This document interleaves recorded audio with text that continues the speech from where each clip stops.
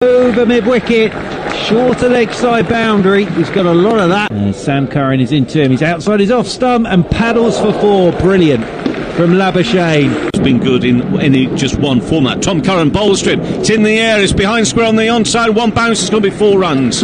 In over the wicket comes Jordan Clark again.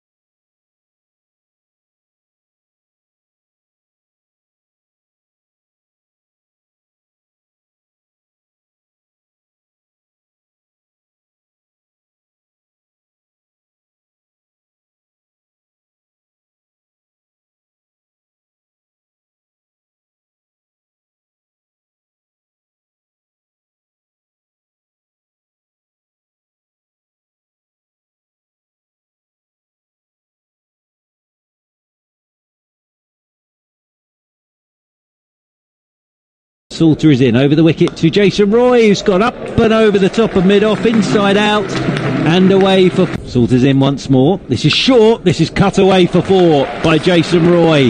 So just dropped in this time by Salter. Because Salter's in again and Jason Roy's gone down.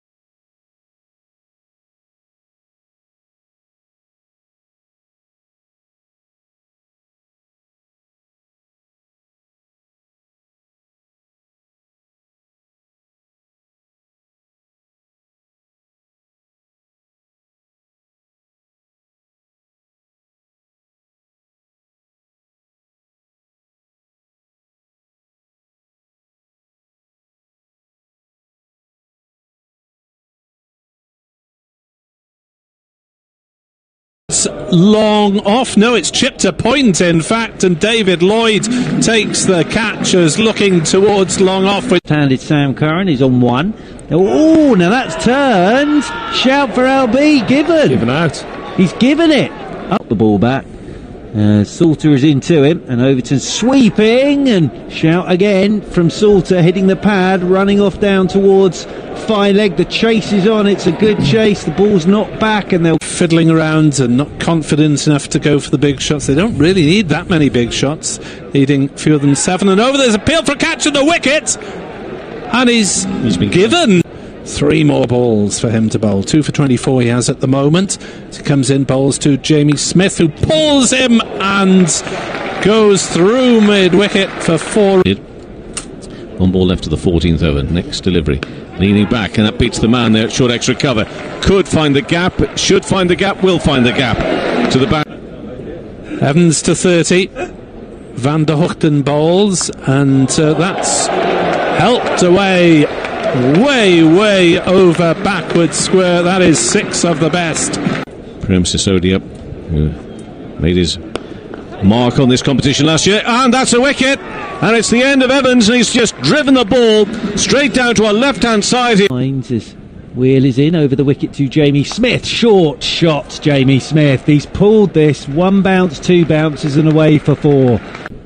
Going to be Van der Hoogten to bowl to Jamie Smith, who's chipped him up and over the top and mid-off and away for 4. So Jamie Smith gets it down to just 2 required. All that far ahead. In over the wicket once again comes Van der Hoogten. 1 needed, and there it is. Jamie Smith with the winning run. He's just tugged this ball into the leg side. It rolls out towards deep backward square, and they'll pick up a single, and Jamie Smith with the winning run finishes 35 not out.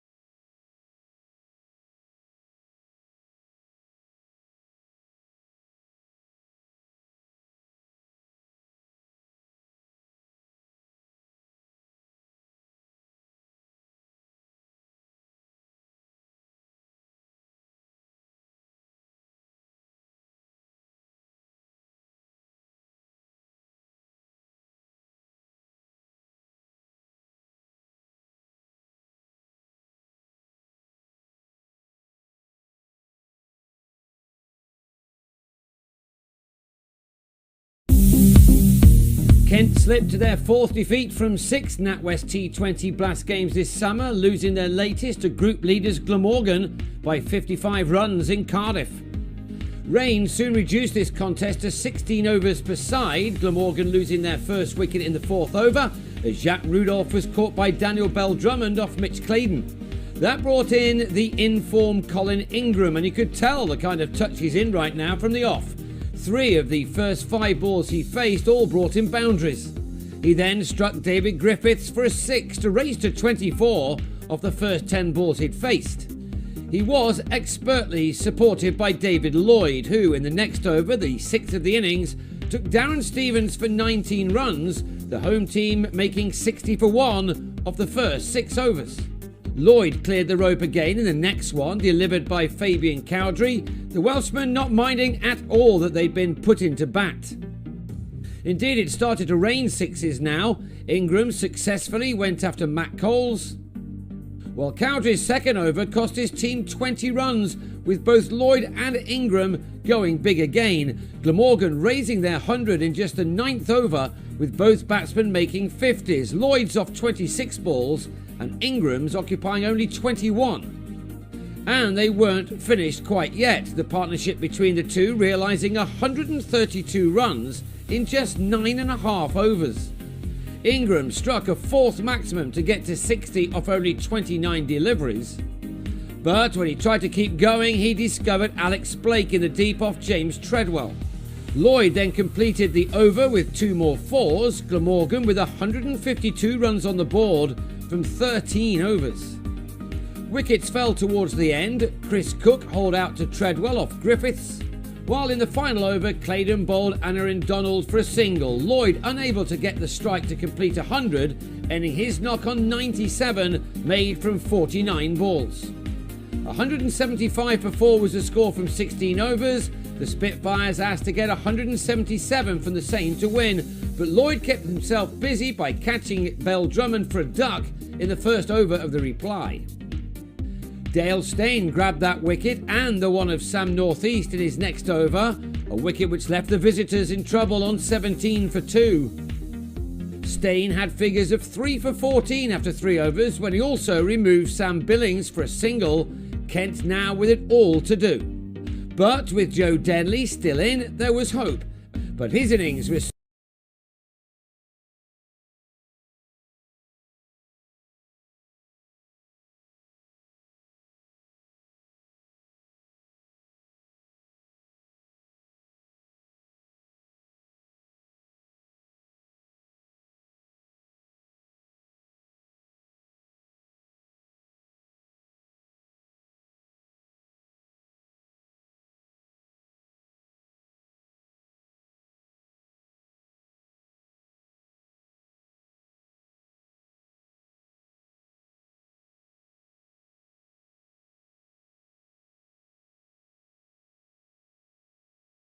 Soon at an end, as he was held by Ingram off Michael Hogan after making 23 of the 44 runs on the board. Halfway through their reply, the Spitfires had got to 61 for 4 and now needed 116 more runs from the remaining 8 overs. Stevens knew exactly what he had to do. Kent were just about staying in the game when Blake also cleared the rope off Graham Wagg, but in reality there was just too much to do. Wickets inevitably fell. Stevens on 13 was bowled by Tim van der Gooten. Then next ball, Cowdrey was leg before to the same man for a golden duck. And when Ingram had Blake held by Wagg for 30, Kent were left on 87 for 7, 90 more to get from 4 overs. That was an impossible task, but Coles hadn't given up yet. He struck a couple of 4s and blasted 2 maximums in Ingram's over, one which went for 18, but that still left 62 runs to find of 12 balls.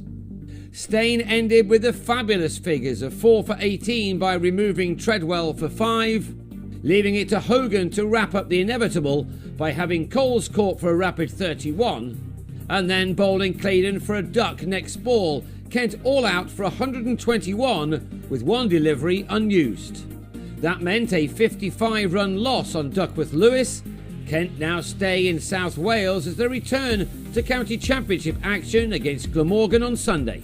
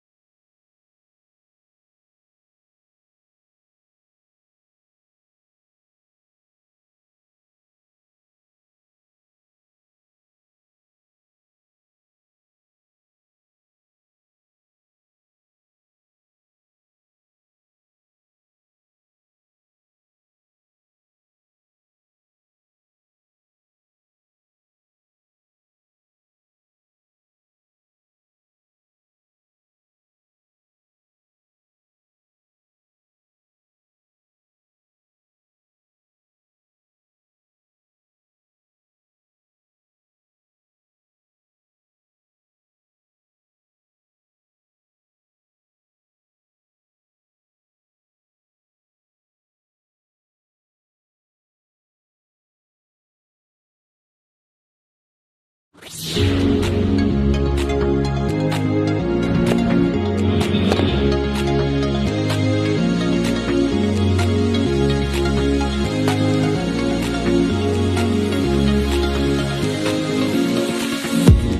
it's that time again.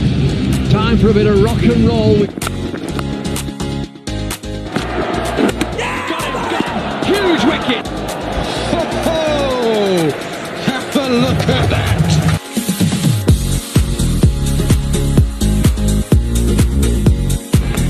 Yeah, that's brilliant! What a catch! And boy, did they need that! Well, this is punishing stuff from David Milan. He keeps going and going. Oh, excellent catch!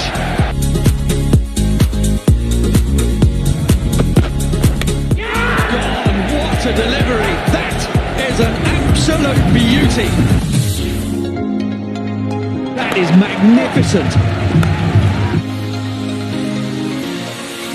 Got to be quick here! Oh, brilliant, world-class David Willey! Oh, he's gone again! He's gone again, this time straight! Running round. Oh, that's incredible! What a catch! Huge wicket! That could be the game right there! He's got him! It's 7! Unbelievable! Oh no! Would you believe it? It's the Notts Outlaws, 2020 champions. Brilliant performance.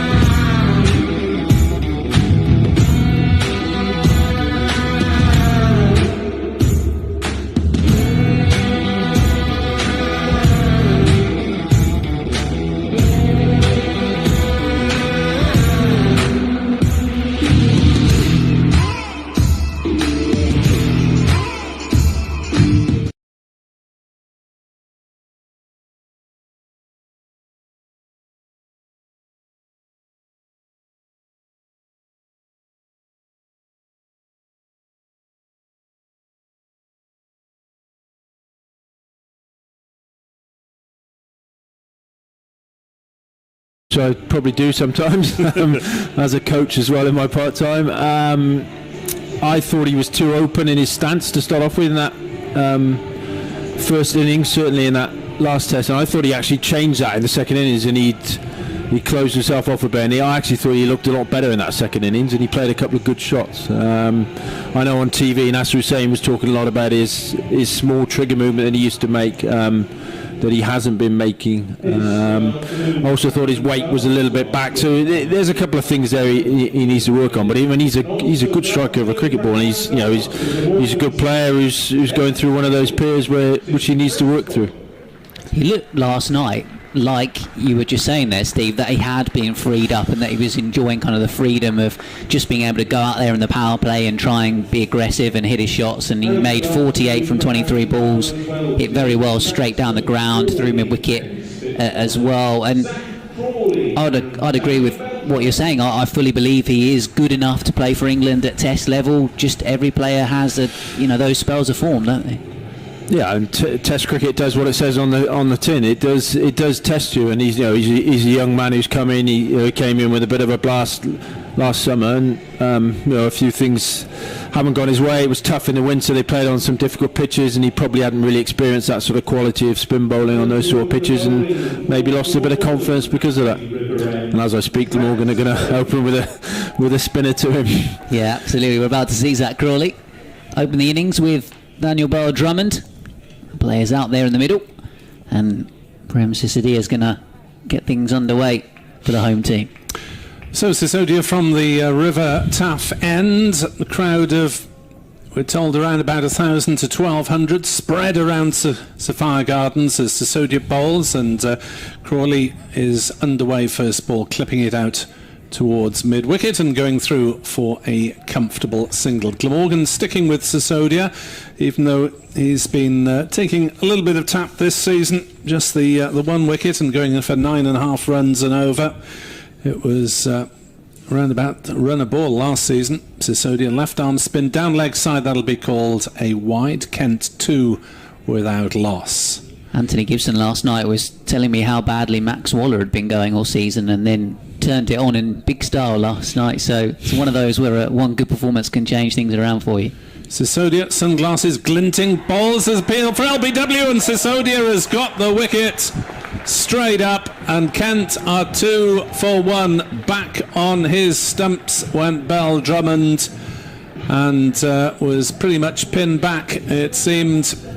And Glamorgan celebrates as Kent lose a wicket straight away. I haven't got the best view from the back of the box, but that looked pretty adjacent to me. I mean, Sisodia, he does dart the ball back into the right-hander, doesn't he? And it looked as if Bell-Drummond was trying to give himself some room. There's obviously nobody out on the offside, and maybe he was looking to give himself a bit of room to free his arms, and it's just ducked back into him and maybe done for length a bit as well. But it looked a fairly good shout from where I'm sitting at the back of the box on my high seat at the back. I think you're right, Steve. He looked like, to me, he was trying to kind of nudge it away offside, went back to the ball that was fired in a bit. Yeah, I think actually people have played Prem Sisodia better this year because they've looked to stay leg side of the ball and looked to hit maybe over the offside a bit more. But there is that risk. If he does get that line and length right, it does skid on. There's a chance of getting bowled or LBW, as Daniel Bell-Drummond found out there. Joe Denley then on strike. Appearances for England, of course, in all forms of the game. T20 as recently as last September. As Sisodia bowls, and that's hit up towards and just over square leg, and that was 4 runs. It's rust away for 4, but that wasn't timed properly at all. And square leg was on the edge of the circle, then another 2 metres back, and it would probably been a header high catch. Yeah, I think it was Rory Smith there at backward square leg. He didn't seem to pick it up too early, but I think it was just too high and just over his head. In comes Sisodia, 6 for 1. Bowls to Denley, who gets one off an inside edge to square leg, the same sort of position. This time it is a dot ball as Smith does the fielding. Smith back in the side instead of Van der Hoogten as Glamorgan rotate seamers with a busy schedule. Sisodia in to bowl to Denley, who comes down the wicket and goes for a big straight shot, gets it out towards wide long on, just the single, 7 for 1 Kent. Yeah, he was looking to go in mid-off there, wasn't he? Exactly what I was talking about earlier, and that's just ducked back into him. He's got a thick inside edge. Crawley on strike then. He's got a single to his credit, and Crawley plays this one up towards long on. Didn't time it. They will come back. No, they won't. Just a single taken. So 8 for 1 after the first over, and they seem to be looking to go on the offensive against Sisodia and not quite timing it there. Yeah, I mean, it's an interesting dilemma for an opening batsman against if they do start with a spinner, because basically if the spinner manages to get 3 or 4 balls on the spot, you have to make a pretty sharp decision that you're going to have to play a big shot. You know, in T20 you can't afford just to play at the first over. So I think if you've got a spinner who knows what he's doing and really hold a line of length, it really asks some serious questions of the opening batsman. Interesting, Glamorgan aren't going with Salter to open the bowling from the other end. They're going to go with Rory Smith instead. Let's see how that decision pans out. Is that Crawley the man on strike? Probably would prefer a little bit of extra pace on the ball. That's a good start. A little bit of away swing as well, on a good length from Rory Smith. Yeah, decent pace and some away swing there from Smith. Yeah, Salter obviously struggled a bit against Jason Roy the other night against Surrey, but in fairness, I mean, Jason Roy he's a world-class white ball batsman, isn't he? And he hit some great shots early on against both spinners. Thought when that ball was up in the air in the previous over that Denley and Bell Drummond were both going to go cheaply once again like they did last night against Somerset. Here comes Smith to Crawley. It's a short ball and it's in the air down towards third man. Well, that's outstanding fielding to stop that from going for 4. No way Crawley was trying to hit it down there. He was looking to go leg side, leading edge down towards third man, and wonderfully stopped from going all the way to the boundary. I can't quite see who that is, Nick Webb. Come on, Nick, we're relying on you. Could well be Dowthwaite. It usually is in that sort of position. Yeah, it is Dowthwaite. Brilliant piece of fielding. Yeah, short of a length ball, which Crawley was looking to pull away on the leg side. He's got a leading edge down to going to third man. I thought it was going all the way at one stage. Did actually get one last night, a big top edge from a hook shot that went over the keeper's head for 6. He's going through the covers this time, or in fact straight to cover, where Colin Ingram dives to his right and does the fielding. Dot ball. You can tell Steve James is important. We've been struggling with small screens all season, and the moment Steve turns up, we get a nice big one. I'm sure that is nothing whatsoever to do with me, Nick. But that is going to be quite useful, I do. Steve James did open the batting with the chief executive of Glamorgan, so he's got pull round here. Smith then once again back to his mark. Kent 10 for 1 as Crawley looks to try and slide this down towards third man. He's got it really fine, and Dowthwaite won't be able to stop that one. Whether or not Crawley's deliberately played it that fine, Steve James, he was looking to try and steer it down in that direction. Well, as anyone who ever saw me bat knows, I'm an expert in that area. I think that was deliberately played down there, to be honest. I think that was quite a delicate shot. Rory Smith's just giving him a little bit of width, not that much, and he was just short enough so he could run that down. There might have been a bit of thick edge, but he was trying to play it there, so I'm giving Zach Crawley the benefit of the doubt there, certainly. It's about the only shot I can play, in truth. 14 for 1, Kent. Crawley to 8. Smith bowling to him, and it's a cut shot down towards third man. This will only be a single. A little bit of bounce outside the off stump. Dowthwaite, a busy man down at third man. Again, 15 for 1 after choosing to bat first here under blue skies in Cardiff. A little bit of puffy white stuff, but sunny and warm as well for the spectators that are in the ground. Around about 1,500, 2,000, Nick Webb? 1,500 tops, I'm afraid, under Welsh rules at the moment. Smith in and bowling again. Denley thick outside edge down towards third man, and Dowthwaite has almost had to field every ball this over. Rory Smith has got hands on his head that he doesn't have any men in the cordon. So 2 overs gone, 8 have come off both of the opening 2 overs so far. Denley 6, Crawley 9. Kent Spitfires choosing to bat first here on BBC Radio Wales, BBC Radio Kent DAB. 16 for 1.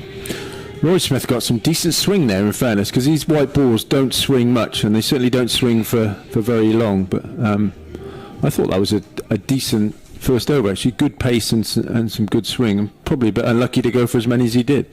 16 for 1 then after 2. Kent having won the toss and chosen to bat. Sisodia continues, and Denley drives to mid-wicket and picks up a single. In terms of the crowd, when Welsh Government rules were initially announced, Glamorgan were hoping to have around 2,900 in this stadium, the capacity just under 15,000, but on further examination turns out to be 1,500 tops, as that's driven up to long on by Crawley, and just the single taken again. 18 for 1.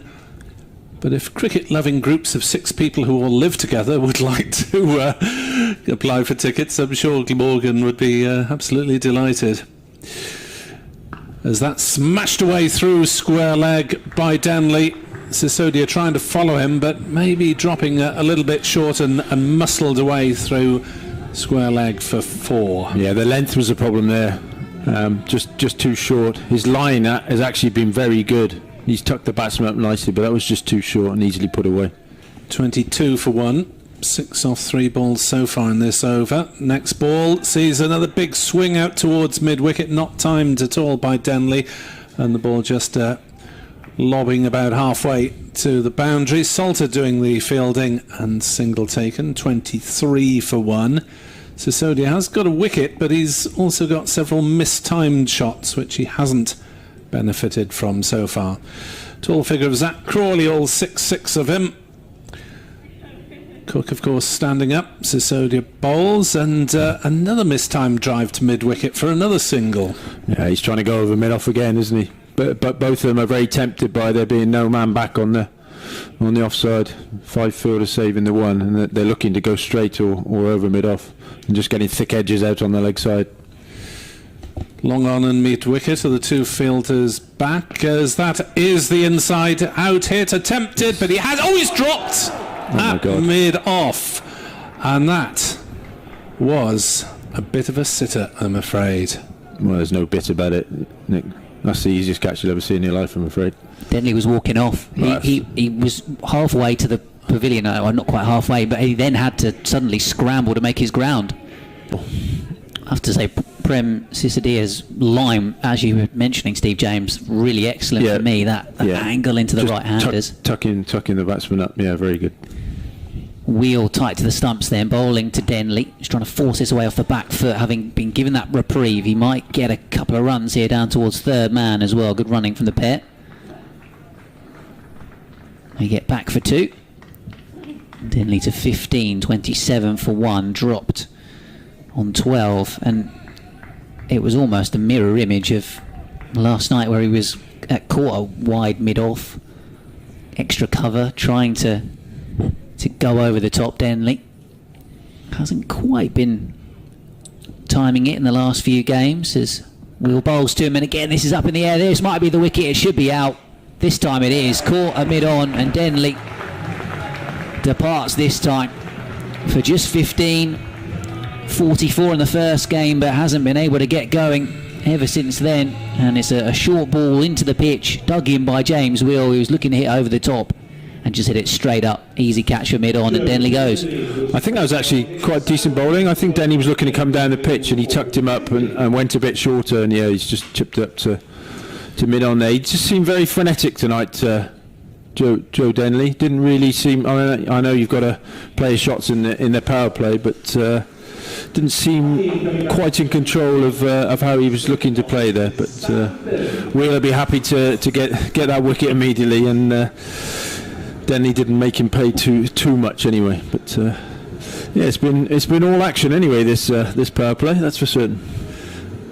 It's been a bit like that for Kent in recent times, actually. They've looked to be so ultra aggressive in the power play, almost guilty of trying to overhit for me in the last couple of games, and they've actually ended up losing early wickets, which does almost set you back a bit when it comes to having to almost just dig in a bit and reset. It's a strong batting lineup, in fairness, isn't it? Bell Drummond's a good player. Crawley's quality, Denley's quality as well, and Sam Billings is as well. But you don't want to go too hard.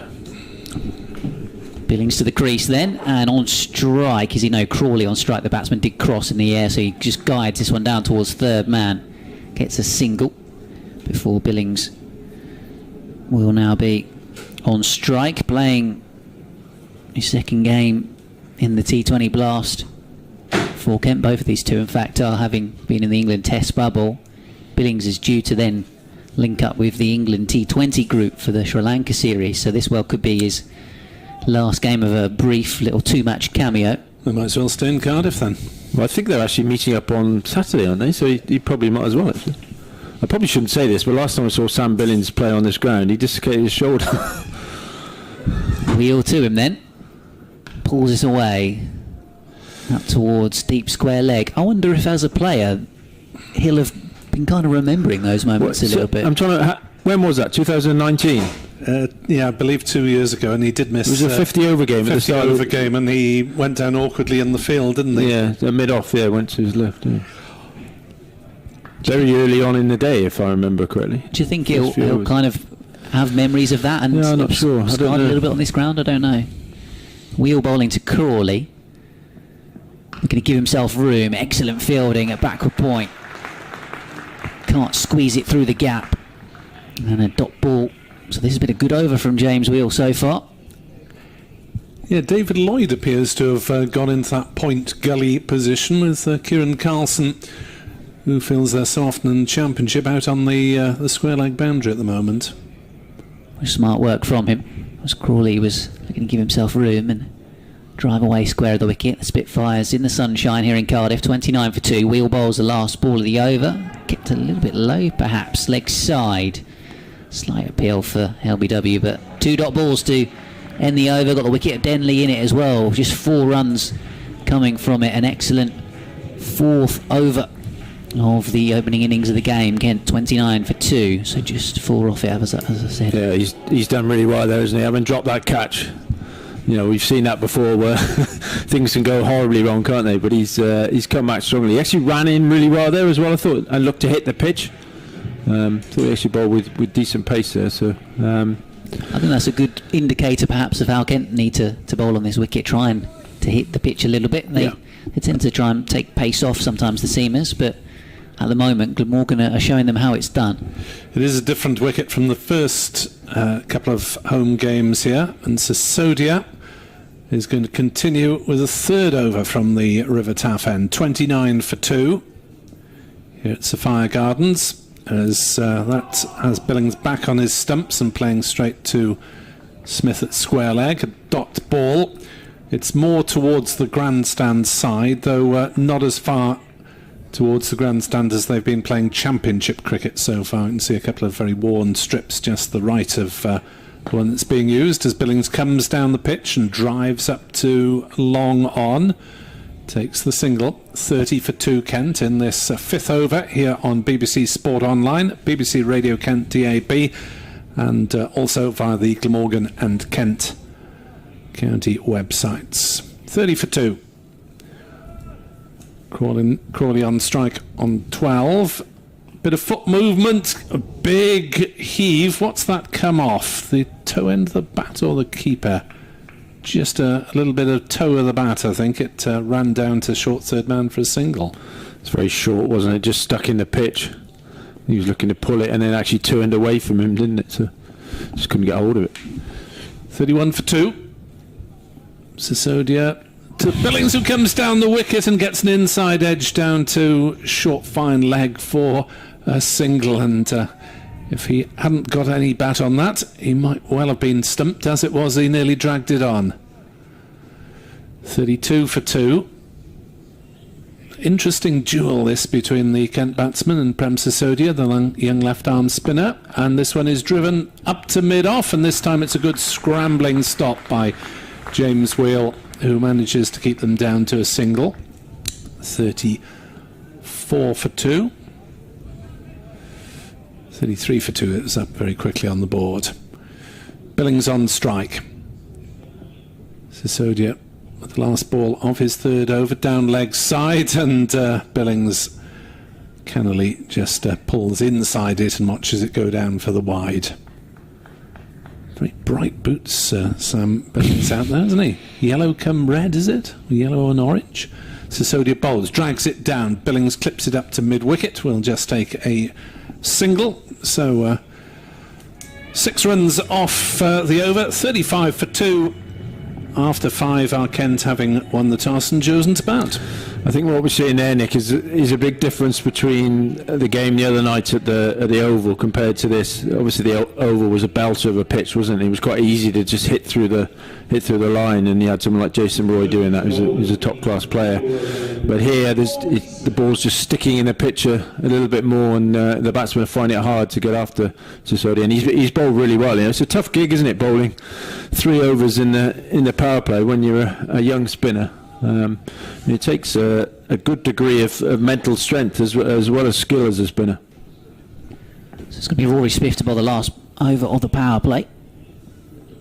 In fact, as this one beats the outside edge through to the keeper, Sam Billings just indicating that gentle away swing that we've been talking about. Yeah, you don't often see the ball swinging for this long, do you?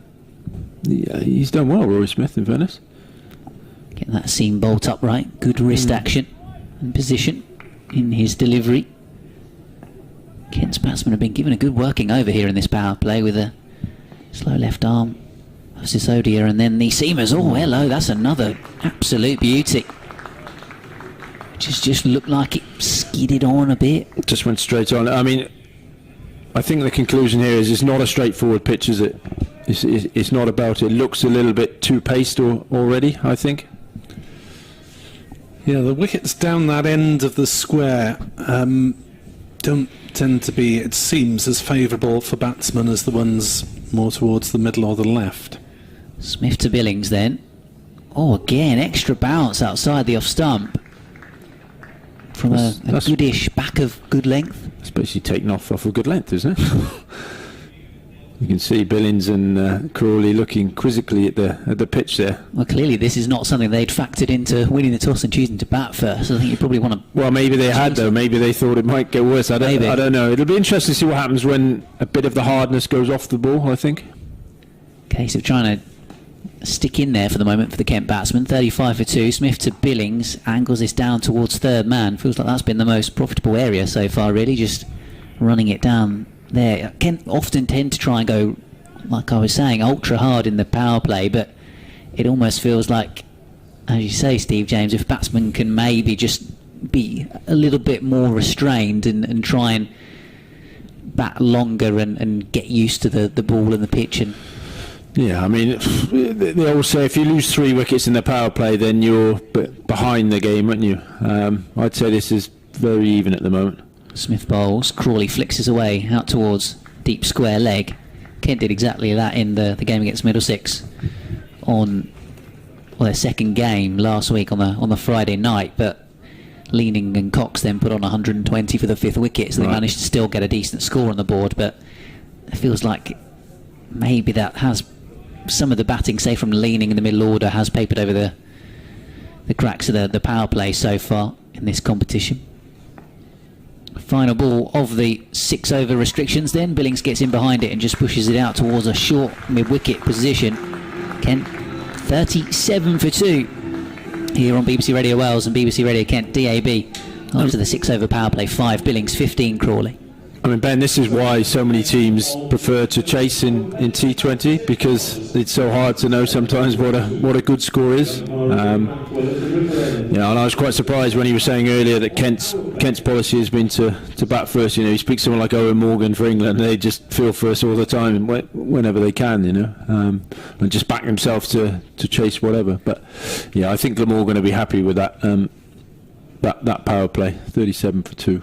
Interestingly, it's Prem Sisodia to continue with fielders back. So 4 overs straight off, and that one's hit up in the air by Crawley. It should be caught. It is caught. It went up a very long way. Douthwaite taking the catch at short fine leg. That one went up almost as far as the floodlights, and Kent have lost their third wicket as Douthwaite just about managed to get underneath it and fell to ground to make absolutely sure. Kent 37 for 3, Crawley gone for 15. I think Crawley would be really disappointed with that, because I mean that's not a great ball, is it?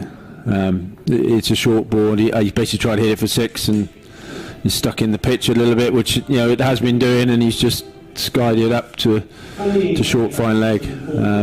Again, another player who never quite found his touch on this slightly tricky pitch, and almost looked frustrated with himself as much as the pitch as well, to be honest. So it's Jack leaning to the wicket. He's averaging 50 in this comp at this early stage, so going well so far. High score of 81 not out. Yeah, he got 64 in the game against Middlesex that I was mentioning, when he and Jordan Cox put on 100 stand, and then that 81 coming against Gloucestershire, and he took 20 off the last over.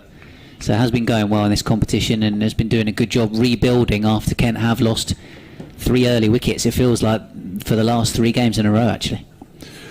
Can they recover this time? Sisodia to Billings it will be, because they had probably time to run 2 when the ball was in the air there. Just crossed the once.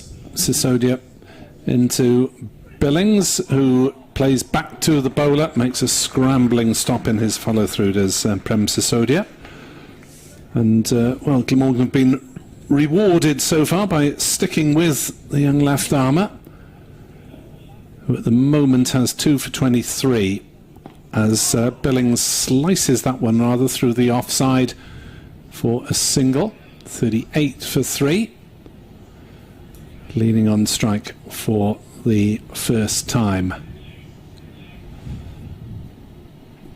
Still mostly blue sky here at Sapphire Gardens. Not many spectators down beneath us. They're all spread all around the ground, actually. It's the first time we've seen spectators in at the River Taff end, but a vast swathes of seating between them, as that'll runs down towards fine leg. Little leg glance from leaning. He'll pick up a couple of runs because there wasn't too much pace on it, and Douthwaite just hauls it in front of the boundary. Down beneath us at the Cathedral Road end, 40 for 3 Kent in this 7th over. Best social distancing I've seen in a sports ground since fans have come back. Sisodia bowls and driven through the offside by leaning for a single. 41 for 3. Probably spread around the ground. Yes, it's caused them a few headaches here, let's say that. Of course, different rules in Wales to... Yes, very strict implementation of social distancing, I'm told. As Sisodia is into bowl, Billings forces off the back foot up to long off. 42 for 3 at the end of 7 overs, and Sisodia's spell 2 for 28, Steve. Yeah, he's done really well there. As I said, it's not an easy gig having to bowl 3 overs in the power play, and he's done really well there. He had a really good season last year, didn't he? Opening the bowling then, so it's Carby had a nice niche for himself as an opening bowler in T20. But I do think it's not going to be easy to play spin, and there's no surprise that Andrew Salter's coming on this end. Ben, excuse my ignorance here. So in terms of spin options for Kent, obviously Joe Denley might bowl some leg spin. What else have we got? Also got a bit of part-time off-spin from Jack Leaning, and then the main frontline spin bowler is the Afghanistan overseas player Case Ahmed. Oh, okay, cool. Okay. So they've got 3 options. Okay. Who's playing here later in the summer for Welsh Fire? First opportunity then for the Welsh crowd to take a look at him. Salter, though, with the ball in hand. Billings on strike, goes for the reverse sweep, gets it behind square on the offside. There's a fielder out in the deep, so he'll come back for a couple of runs. He'll also have Kent James Logan, the former Yorkshire spinner, was released at the end of last season. They brought him in for a couple of games at the start of this competition, bowled really well, and it's actually been a little bit unfortunate to be left other teams since. Yeah, 2 for 18 in 4 overs, and he can't get in the side. Here comes Salter. Tossed that one up. Billings flat bats it away into the onside. Carlson with the fielding out a deep mid wicket. Glamorgan have obviously got Marnus Labuschagne with his leg spin, and Colin Ingram as well, who has bowled quite a lot in the past, Nick, isn't he? With some success as well, actually, in fairness. Not so much recently, surprisingly. Chalini just marking out a guard here, giving the pitch a good prod before he'll face up to Salter for the first time. A tricky start to this game then for the Kent Spitfires, who are 45 rather for 3, as this one's clipped down the ground up towards long on, where the aforementioned Labuschagne does the fielding. Interesting to see how Darren Stevens goes on this wicket. He's almost used like a spinner by Kent, in the sense that he doesn't bowl in the power play, you stick him on straight afterwards. Pace off the ball. And Salter bowls, and it's clipped away by Billings in those, like you say, Nick Webb, bright orange with a bit of flash of yellow on the heel, the boots that he's wearing. They are flash, aren't they? They'd go well with the Welsh Fire kit, in fairness. Slight tweak to the field for Glamorgan to stick Ingram in it. Short mid-wicket. Here comes the off-spinner Salter once more. Clipped away by Leaning. It should be that fielder Ingram who runs and retrieves. Yeah, what happened there was because Billings plays that reverse sweep so well, they'd had to bring mid-wicket to have 2 men behind square on the offside. It all seems weird. Seems weird to have an off-spinner bowling without a short mid-wicket, but that's what Billings has forced him to do by being able to play that shot.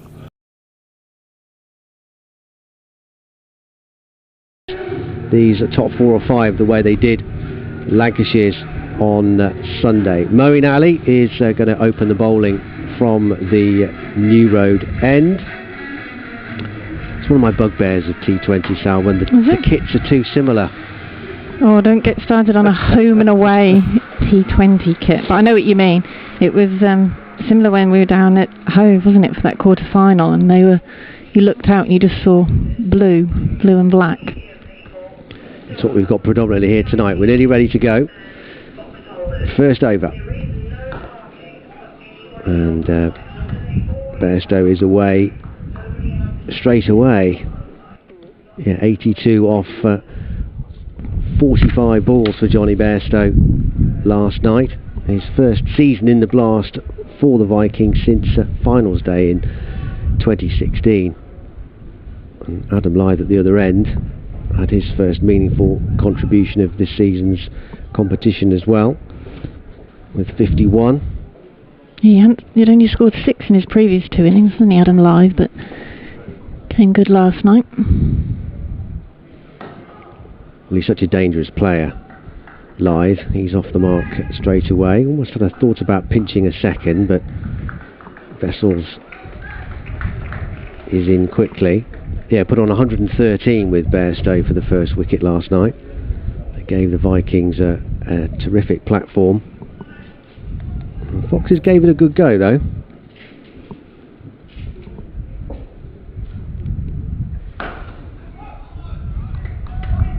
It was an exciting game in the end, with how close the Foxes did get to that large total. 18 runs in the end, wasn't it? Yeah. I think winning margin after racking up 240 for 4. If Jordan Thompson hadn't taken that great catch, he's not playing tonight, it could have been very different.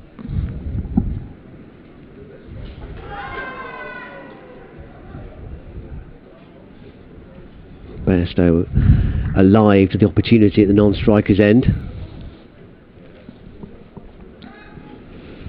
Pitching the leg by.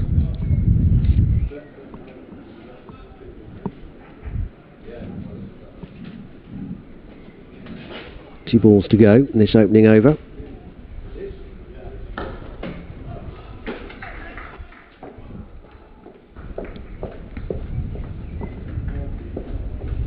You say that experience from Lyth, being 33 now. And Bairstow's 31 himself. Plenty of experience as well, although not so much for Yorkshire of late.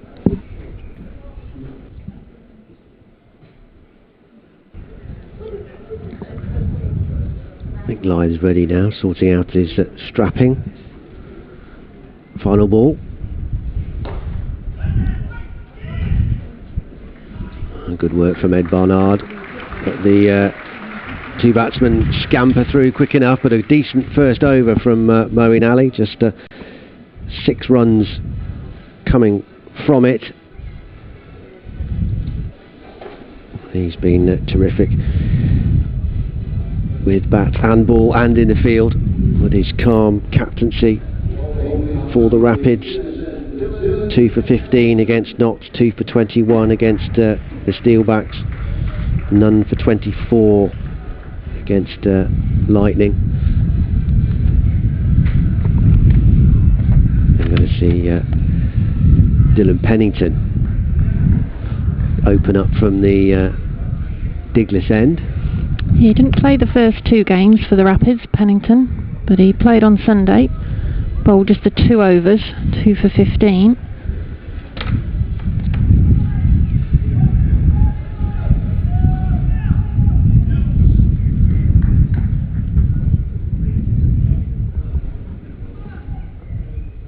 Some encouragement from his teammates.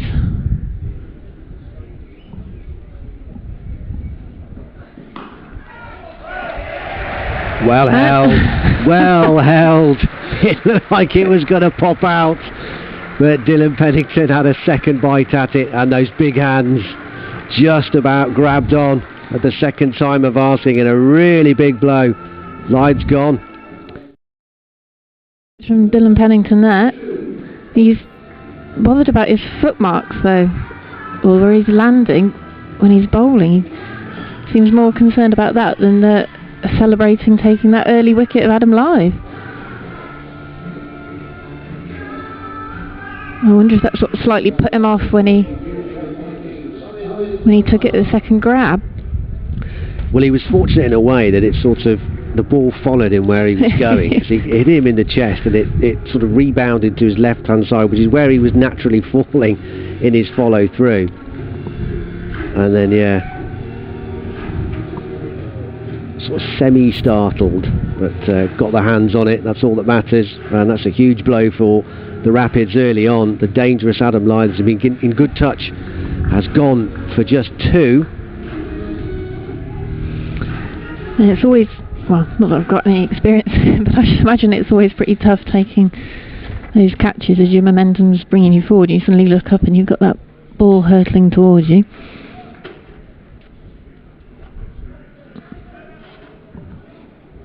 Although that does bring David Malan to the crease, although not really set the T20 alight either so far for Yorkshire. 23, 10 and 6 so far in the 3 matches played.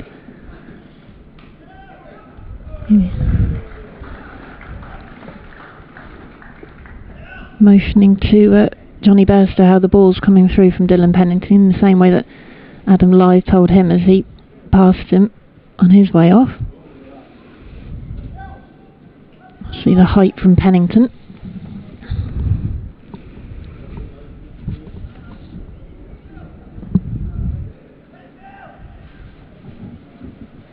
Was sure have brought in Ricky Vessels into the first slip.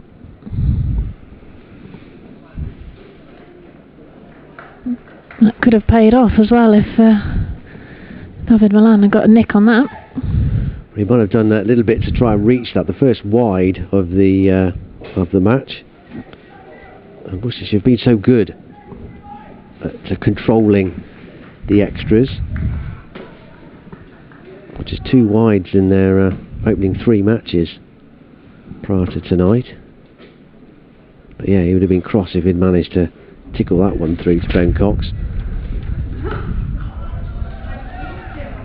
It's crucial though, isn't it, keeping the extras down in such a short form. You know, you've only got 20 overs to play with, haven't you? Yeah, it's something that Alex Kidman has been highlighting, how hard they've worked at that area of the game, trying to keep those to an absolute minimum for obvious reasons, and it's been very impressive. They've been terrific in the field pretty much from the word go.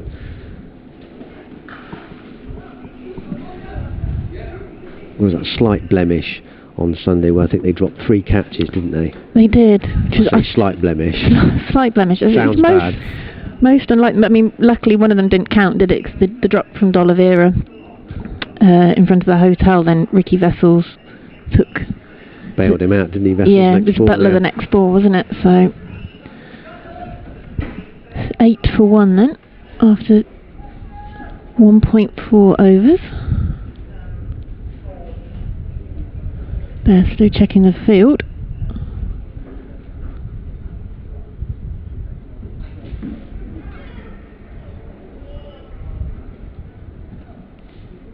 Yeah, we said on Sunday, so didn't we? We'd done the interview with Ed Barnard before the game about how great their fielding was, and rather put the curse on it with the 3 drop catches. I think, but all of them, I think they would have been disappointed. The one that was sort of straight at Libby, it was a little bit like D'Oliveira's at Northants, whereas it just came so hard, almost into the chest stomach area. But you'd still, watching the Rapids for a number of years, expect them to take that.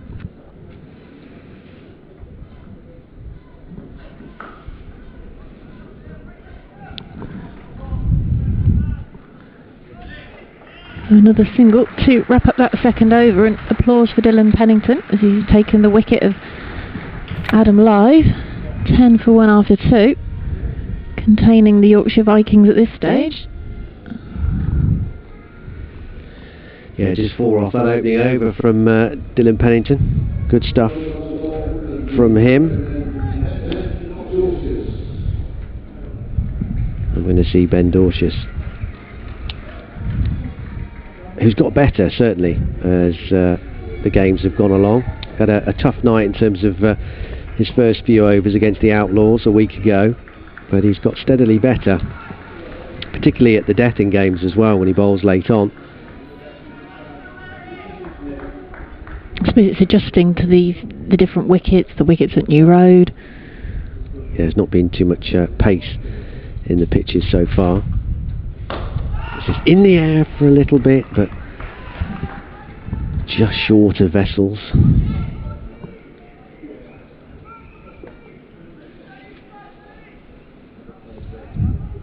Yeah, best bowling so far on Sunday against Lancashire, 1 for 27.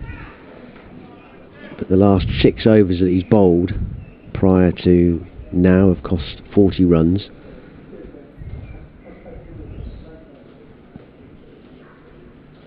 And cleans him up, leg stump out the ground. I was just about to say, he's really settling into I think his it's role. fair to say now, Dorcius cleans up Dawood Malan, and the second big scalp has been claimed by the Rapids. 10 for 2, the Vikings. And Malan has gone for just a couple. He's really not enjoying the blast this year, is he, Dawood Malan? No, he's having a difficult start. It's 23, 10, 6 and 2 now. Obviously being included and talked about in England circles again.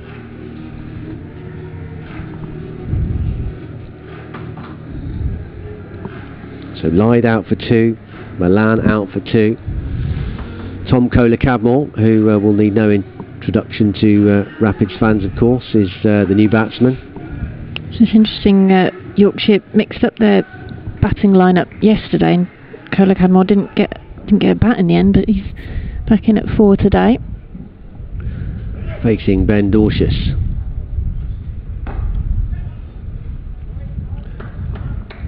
Away with a neat tuck off his hip.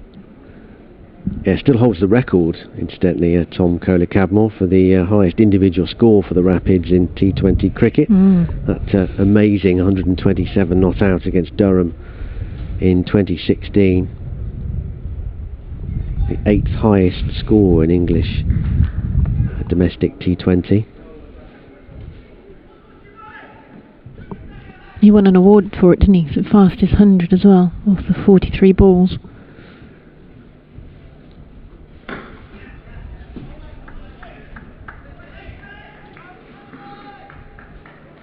I think the Rapids have looked at this and said, well, Yorkshire batting lineup? What batting lineup? It's a similar thing, isn't it, to what happened on Sunday. Butler got 50, but no one else really stuck with him. But in Butler terms, that was a relatively pedestrian. It was, yeah. It's one of those innings where he got to 50, you didn't really notice. it wasn't the 4s and 6s that we're sort of accustomed to.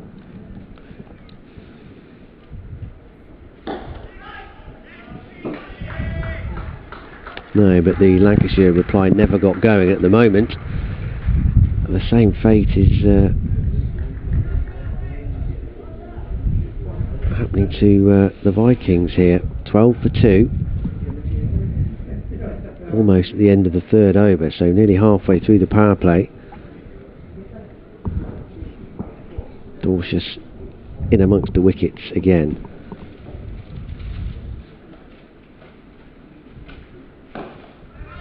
And a nice finish to the over. Terrific stuff from Ben Dorsius. 12 for 2 after 3 overs now. Just 2 runs coming from that over with the wicket as well.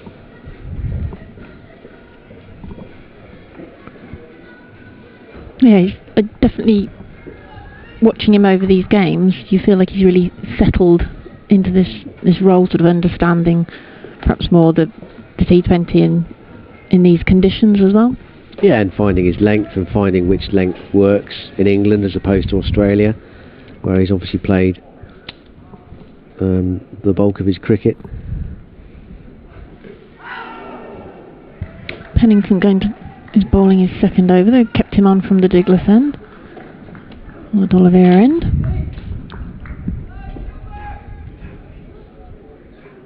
Somewhat unusual in some of the T20 games. Often it's completely mixed up, the bowling. So striking with his second ball tonight and getting Darwood Milan will really help his confidence, Dorsius.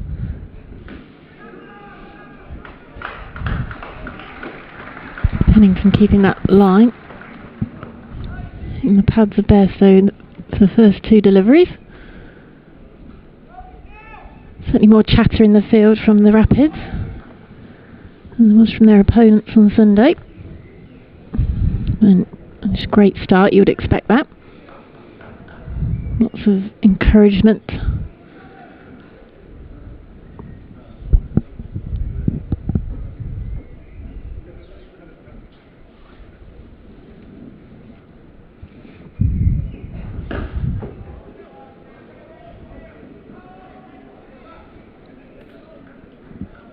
Going back to the Worcestershire Rapids fielding, though, they will know they need to be very much at the top of their game this evening again, and you can't really afford to drop any catches this evening.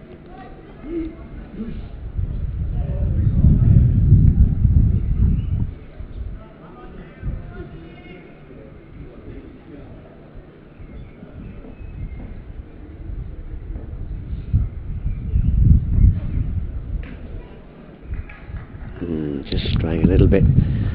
Again, Pennington's got no margin for error down at leg side, of course.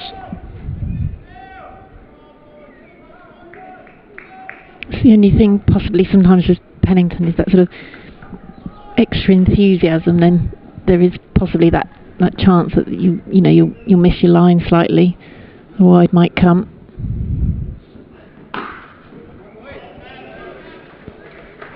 It's the first boundary of the evening.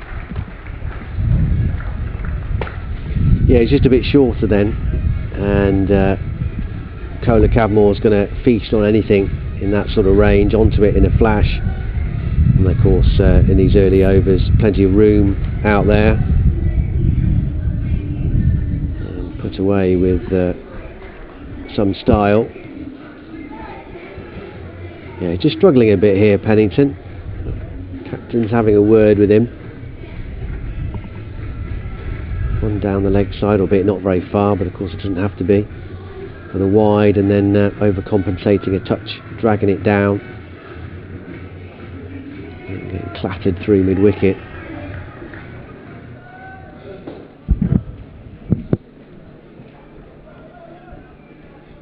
Two balls to go.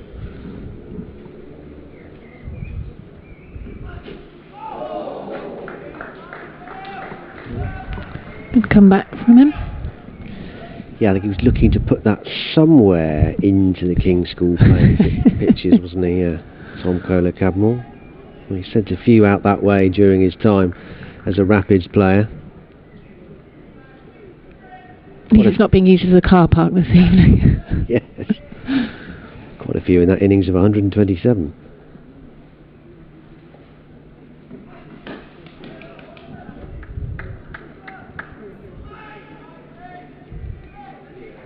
He'd want to come back for a second then, but Vessels with the fielding. Yeah, it's not a bad recovery though at the end of that over, those last 2 balls from Dylan Pennington.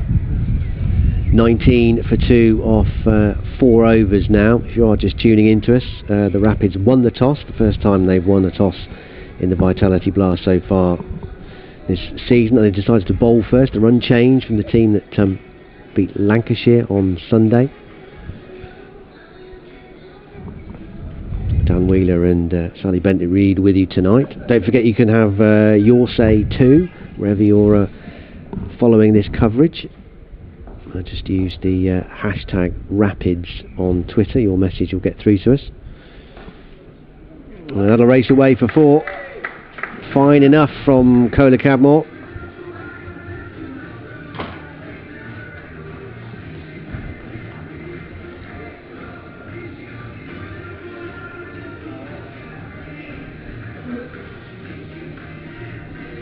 Got to readjust his lines for the right-handers, Dorcius.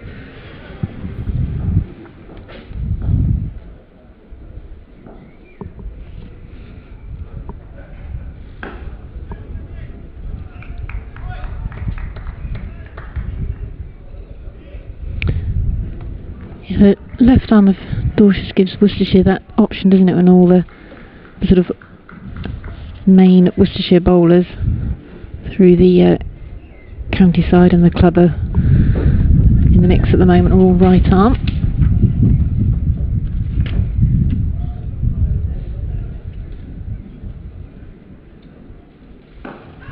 Oh, it's just short and a bit too far to his left, Dorcius. Might have been able to get across in his follow through, but that would have had to have been spectacular, wouldn't it? Probably made of elastic, if we're being honest. Well, a false shot from Bairstow. So a little bit too early.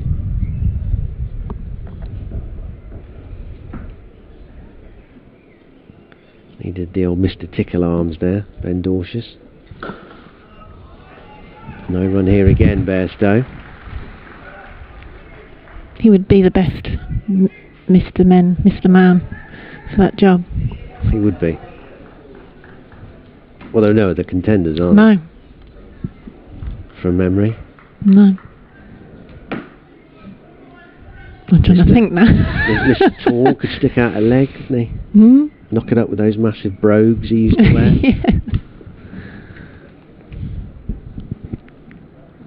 Bairstow has an issue here. Is it the bat? I think it is, yeah. See, do you think that's the bat that he's playing with at the moment that hit the 82 last night? Or is he calling for the one that hit the 82 last night? Because 82 off 45. What, you think the bat might be having a rest? Well, I'm just curious. I'd love to ask him. But you know, you've hit 82 last night. Are you using the same bat? I would have thought he probably is. Yeah. I mean, they have millions of bats. Well, that's the thing. They have so many these days. I don't know.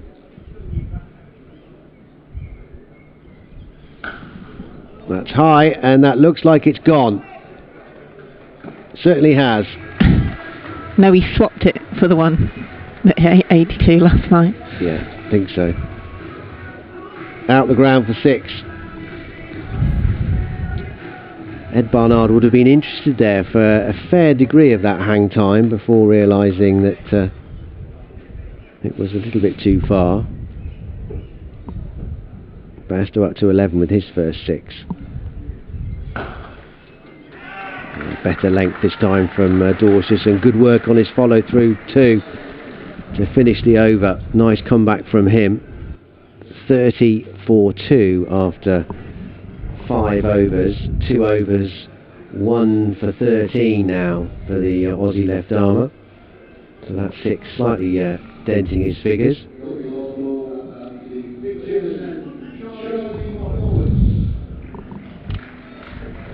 over the power play. It'll be Worcestershires' leading wicket taker so far in the competition. To deliver it, Charlie Morris. 6 wickets so far in his 3 games, 2 for 23 against Notts, 2 for 31 against Northants, and 2 for 25. Consistency. Yeah.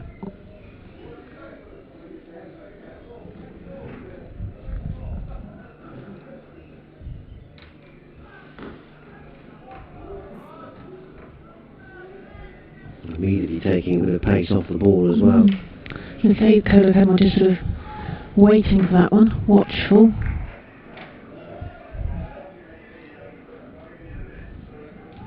Two batsmen possibly discussing that in the middle.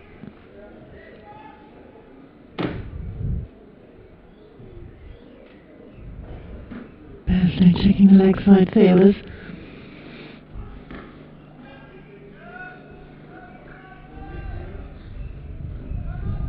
And seem to stop a little bit in the pitch as well.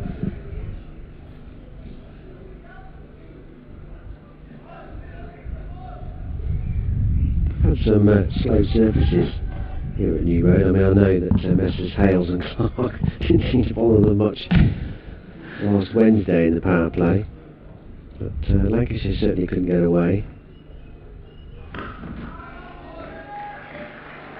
And bowled again by Charlie Morris. And so far, Yorkshire also struggling. Only 2. 3 balls left of the power play. And Glamorgan looked to slightly come down the wicket, didn't he, to come and meet that one, but still couldn't quite time it to do anything meaningful. Charlie Morris using all his experience.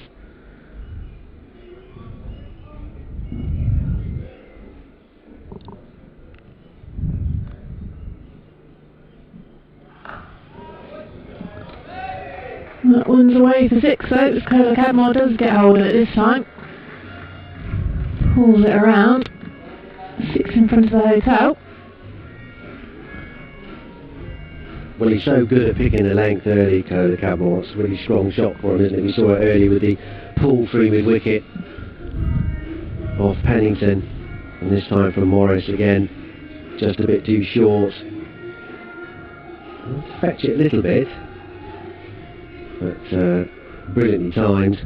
He had time to do that as well, didn't he? Yeah, 6 all the way.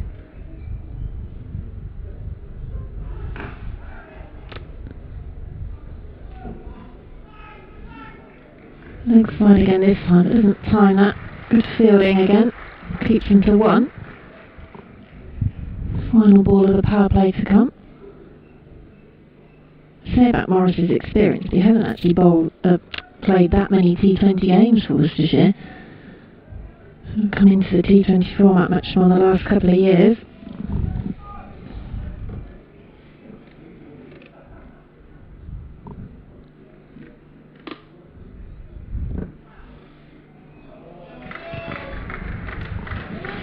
So that just using his experience to get that boundary 4 away. Just flicking it round off his toes. Ending the power play for Yorkshire. 43 for 2. 13 coming off that over for Charlie Morris. And the 6 and 4.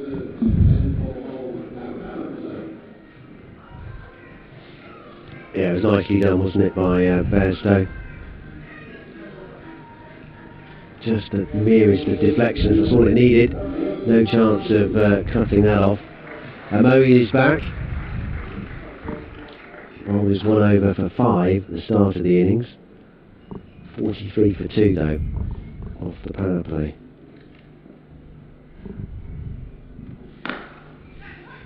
Now the field obviously can spread a bit. And from now on, this is the phase of the game where the Rapids put the squeeze on with their slower bowlers. Ish Sodhi and Brett D'Oliveira making up their trio of spinners, of course. Could be close to a wide, yeah. quicker, but I mean, just losing the radar.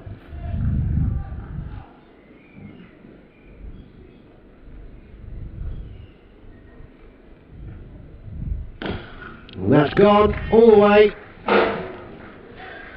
smacking into the fascia boards above the press box to our right. Short from Moeen and Bairstow this time again. So fast to pick up the length and right out the meat of the bat. And the 50 is up. And he goes again, but he's not got it, but I think he's going to be safe. Just. Bairstow, Libby slides into field and has a quick look at that bat, which he's already changed once. Johnny Bairstow, but he'd been worried there for a split second.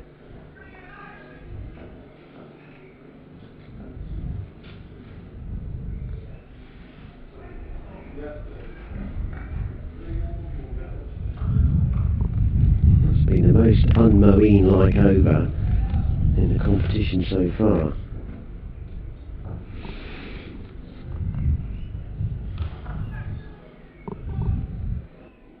We'll think about pushing for 2 again, they'll get it as well. Whiteley out in the deep. You've got 4 wickets, hasn't he, Moeen, in the 3 games coming into tonight at 5.45, so yeah, you say this is, well, it could have easily been out a couple more metres on it. It's a decent sized boundary out towards the ladies' pavilion and the hip pavilion tonight, isn't it, in front of the marquee as well? Yeah, I mean, we could have been sat another 30 or 40 yards back and that still would have been 6. Bairstow on 23, goes again, and he's got it again. Slapped straight back down the ground, and Johnny Bairstow means business here. End of the over, 62-4-2. And Moeen, not a happy time in that over. Bairstow up to 29 from 17 deliveries, and looking ominous, carrying on his form from last night where he cracked 82 off 45. 2 for 24 now, Moeen. Moeen's decided to give the next over to Ish Sodhi from the D'Oliveira end. 19 off that last over from Moeen.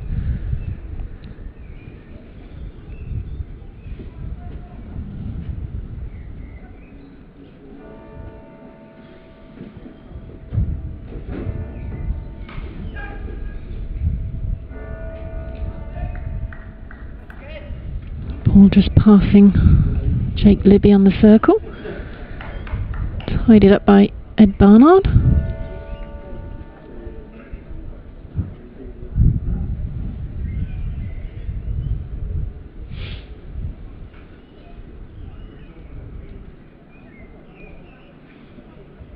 A bit of sunshine here for the first time tonight.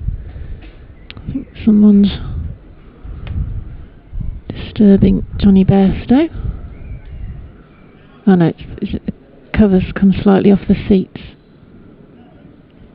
The black covering. Yeah, there's half a dozen or so seats that are just poking through under the broadcasting box. Looks like it's cracking a smile, doesn't it?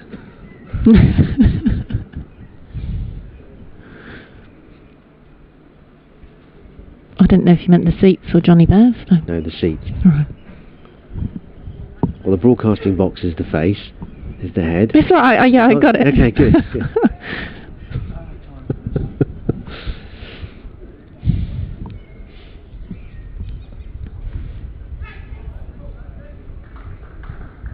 I don't know if perhaps he'd heard our conversation about the Mr. Men. Possibly. Well, no one's done anything about it at the moment, have they? No. A couple of people did move to do it. Maybe you said wait till the end of the over, or... Not sure. Still 4 balls of the over to go, though, because he'd only bowled 1.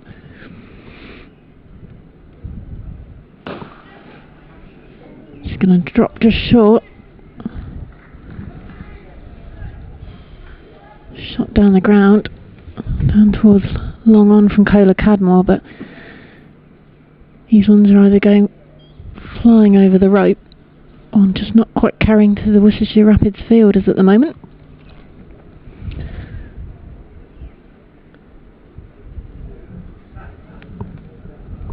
To break this partnership, second wicket falling, and they had just 10 runs.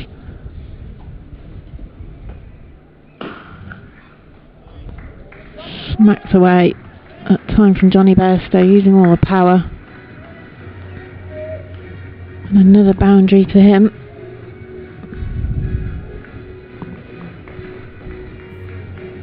That's his second four, 3 sixes he's hit this evening as well.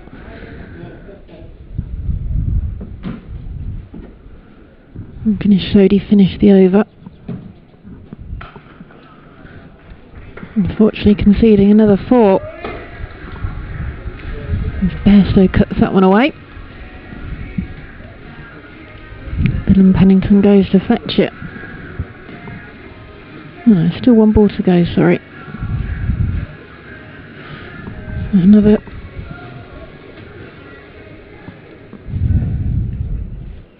Ben Cox just adjusting the field as well.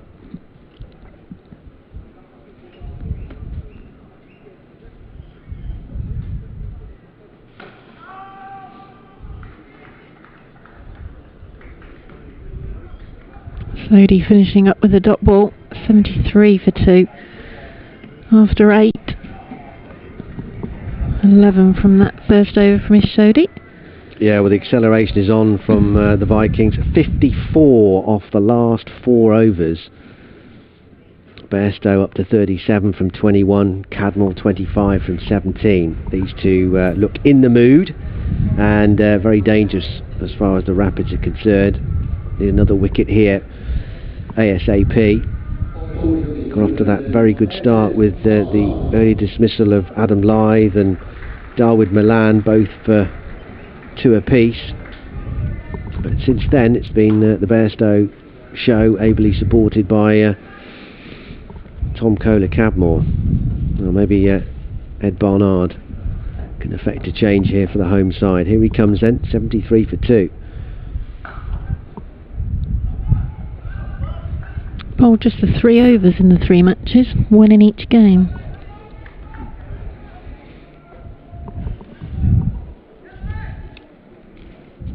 No wickets. Yeah, his 1 over down at Wantage Road cost 21. I think that was when Safe Zaid took rather a shining to him.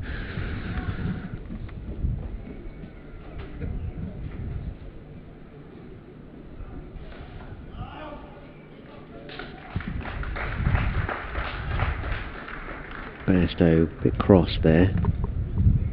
Felt he should have found the gap instead of pinging it straight to his Sodhi.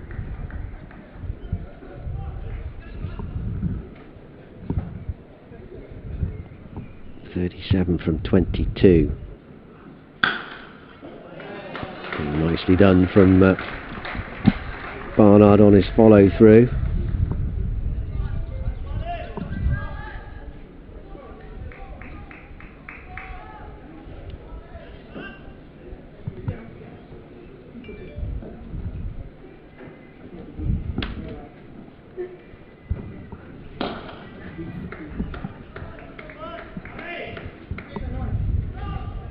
Misfield from Dorshers, but it's not going to cost an extra run. They did think about it initially, but recovered in time.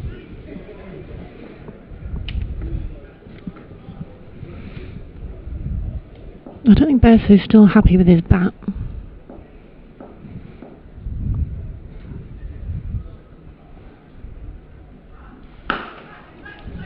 Got it straighter this time, but it is only going to be 1.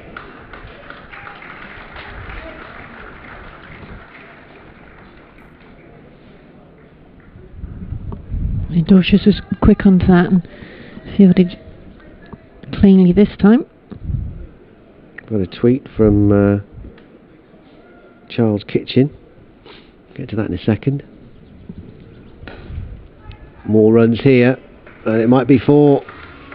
It is a forlorn dive, short fine leg, not quite enough from Dylan Pennington, and Bairstow now into the 40s. Tom Kohler-Cadmore has 27. 80 for 2, Yorkshire Vikings, and Barnard's shoulders just dropped as that one. He realised that was going for 4. Before he got his cap and set off back to his fielding position in front of the ladies' pavilion at New Road. Yeah, 7 off his first over. 80 for 2 then.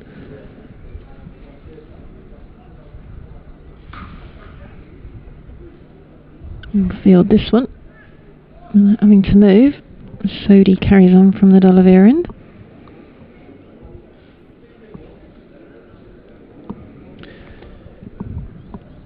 So good evening to you, Charles. Says beautiful New Road with the cathedral behind it. I spent many happy days in the 60s, he says, watching Kenyon, Graveney, Basil D'Oliveira, Turner and Co. when he was at school there. And he says here's hoping for a Yorkshire win tonight. A couple of fingers crossed emojis. Regards, Charles Kitchen. A Yorkie in Spain. Good evening to you, Charles. Nice to hear from you. If you want to get in touch with us via Twitter, you can. A hashtag Rapids is what you need for your message to get through to us.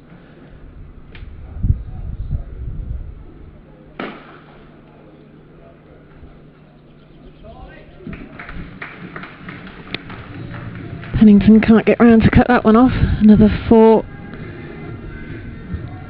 Straight down the ground. Full of ball from Sodhi. Kohler-Cadmore doesn't miss out on that one. He's on 32 from 21 now.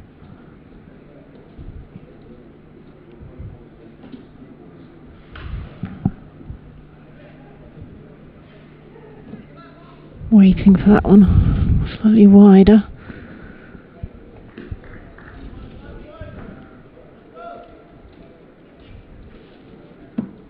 Just creeping up to the halfway mark.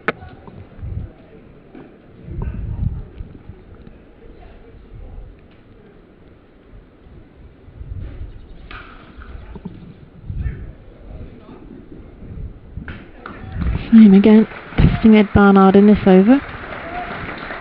Well run too. Good throw in from Ed Barnard as well. It's a clap from keeper Ben Cox.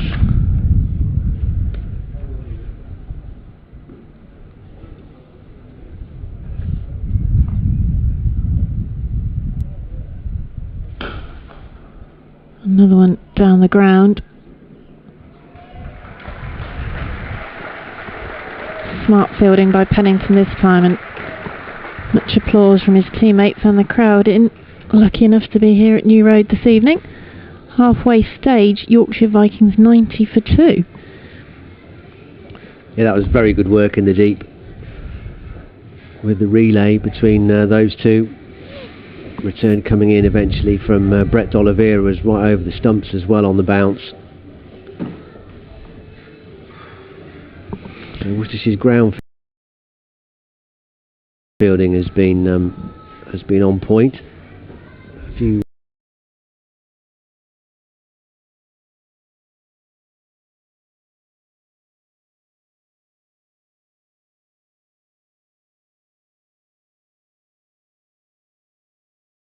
uncharacteristic errors with the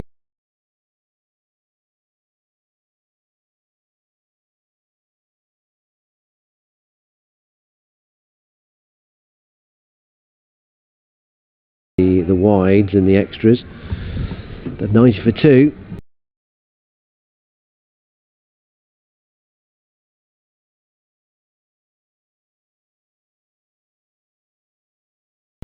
And Bairstow and Kohler-Cadmore have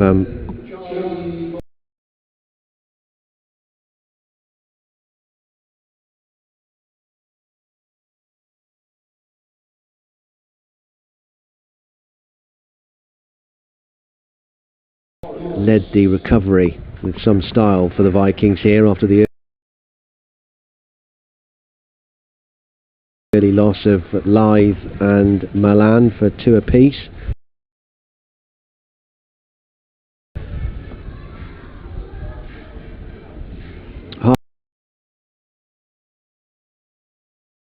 Halfway point then, 90 for 2. So Charles was saying he watched a lot of cricket here, the Worcestershire greats, but he wants Yorkshire to win. Yeah. Right. That's allowed. Oh, I know it is, yeah. I was just checking because he'd said he'd seen a lot of cricket here at New Road. It wasn't the ending to the message I was expecting. Yeah, I guess so, yeah. Yeah.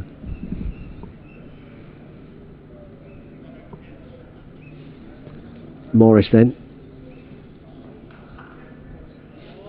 Oh, that's beautifully timed and placed by Bairstow, and it's a lethal combination, and it brings up his half century of 29 deliveries. It's been a brilliant innings, full of belligerence as well as a deft touch. Perfectly illustrated in that last shot to bring up his 50.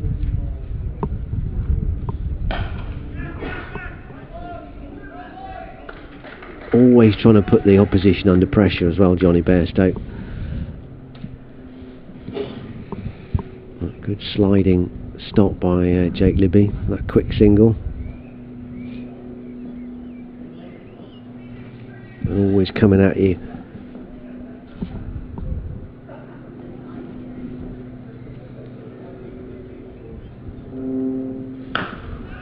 Hasn't got that. It'll drop safe. Oliveira will tidy up the work. Yeah, 5 4s and 3 6s in Johnny Bairstow's innings so far. 51 from 30. Run rate just creeping up as well, isn't it? Just over 9 now. Yeah, it's been a terrific acceleration from these two. It's in the air again. It's going to drop short. Will it bisect the two fielders? No. Good work from Vessels, and Dorcius has saved a couple of runs there. That needed a bit of communication as well, didn't it, between the two of them, so they didn't just clatter into each other. Could have ended in a bit of a messy heap, yeah. But nicely done. There's just a few teasing ones, aren't there? The one that didn't quite carry to Libby or Barnard, that one.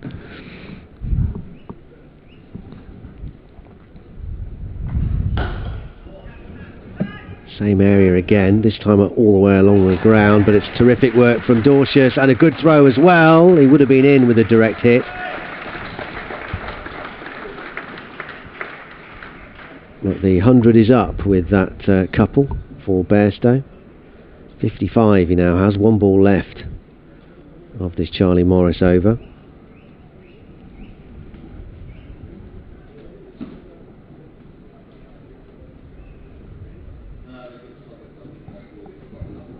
They'll be eyeing a total in excess of 200 here again for the second successive night, the Vikings.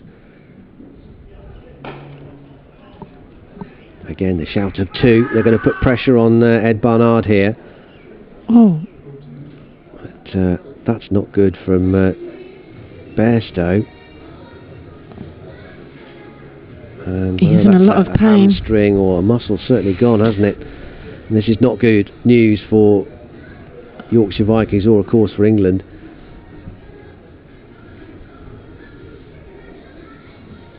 I was watching. Comes on. I was watching Barnard, so I wasn't actually looking, because I heard them. They were trying to push for 2, weren't they? And then I thought the shout was in no, and then realised it was him exclaiming because he's obviously hurt. And he's holding more of his ankle.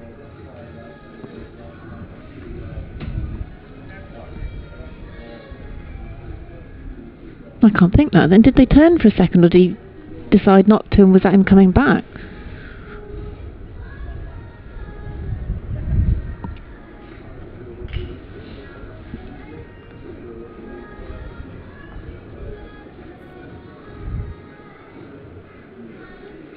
Certainly something's...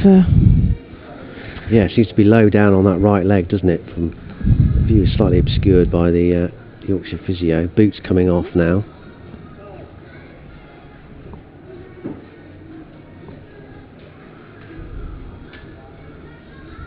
Moe and Ali watching on as well. And of course with the T20 series against Sri Lanka on the horizon.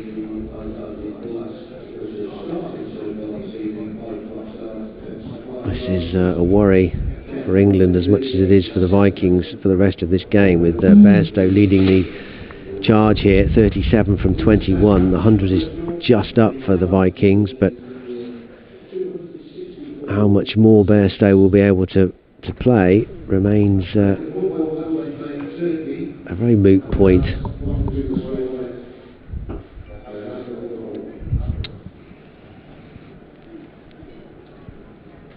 Well, elsewhere tonight there is another game going. There's two other games going on. The other group in the other game in the North Group, Leicestershire Foxes against the Birmingham Bears, doesn't start for another 20 minutes or so.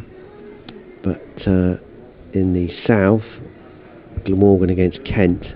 Kent 138 for 7 with 1 over to go in their innings.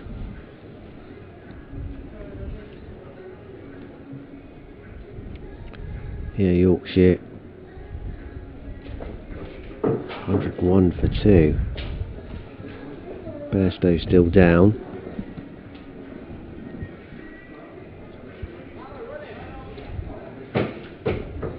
I understand that the time of that game was moved slightly. Was it a slight problem with the floodlights? Is there at Glamorgan?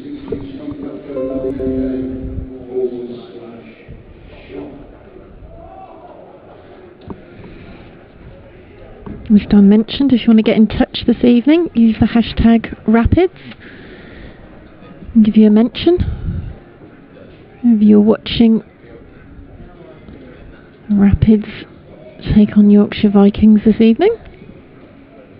We've also got a chat with the Worcestershire chairman Fanos Hira coming up at the interval tonight as well. Back on the season so far. And some of the challenges that he and his team have faced. Getting spectators back into the ground and all the COVID regulations. It's a real challenge and change, isn't it, for so many sporting venues, all sorts of venues really. Here at New Road you can, when you're one of the people in the crowd, you get your food and drink brought to you to help with the social distancing. Obviously be a shame that they can't have more numbers in for the remaining T20 games. Yeah, around 700 tickets I think have been sold for tonight. Towards the 800, yeah. Yeah. And obviously they would have been hoping for more if things had changed next week. But unfortunately that will see out all the Worcestershire home T20 matches when the next stage might come.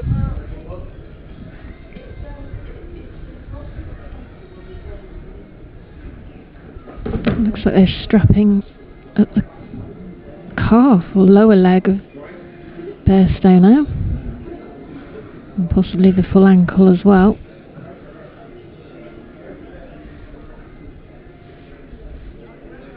I'd imagine that's probably the last thing England would want, is that you play on this evening and do more damage.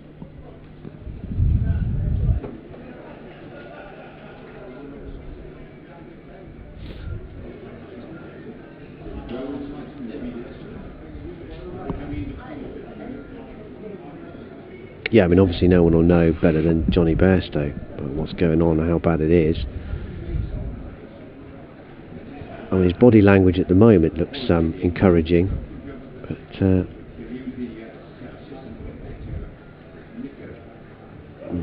pads going back on.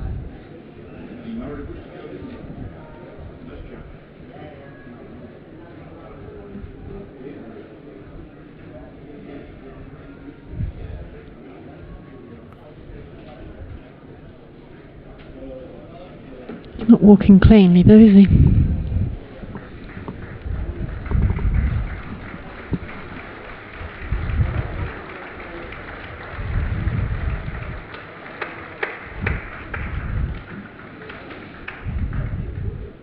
It's a extra clap from David Willey, who's out on the players on the balcony of the Graham Hick Pavilion. It's not the players' balcony, is it? Because the away team have the middle level, as it were, or the lower level. Yeah, Worcestershire up in the penthouse. He's going to carry on. Adam Lyde is on as the runner. This could get complicated. 3 batsmen having a quick chat now. But yeah. Hit and run, hit and run. Right, you stand over there. I'll hit it, you run. No, I won't run. You sure? I'll try not to run.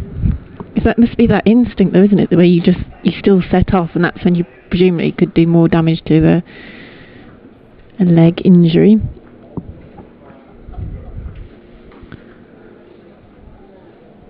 Wide from Barnard. I mean, it's good to see him carry on in as much that you think, well, maybe it's not that serious, but clearly he's in some discomfort, and you do at the back of your mind worry that of that sort of shot, for example. I mean, is he going to make it worse? I mean, that's the problem, isn't it? I mean, the bigger picture here.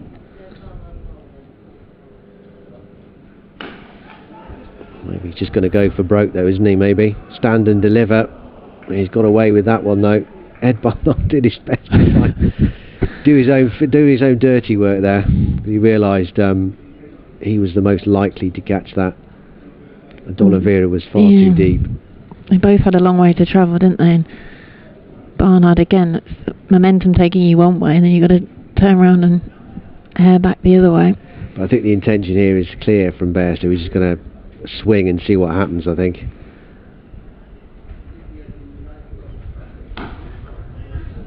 Barnard can do his own fielding for that one.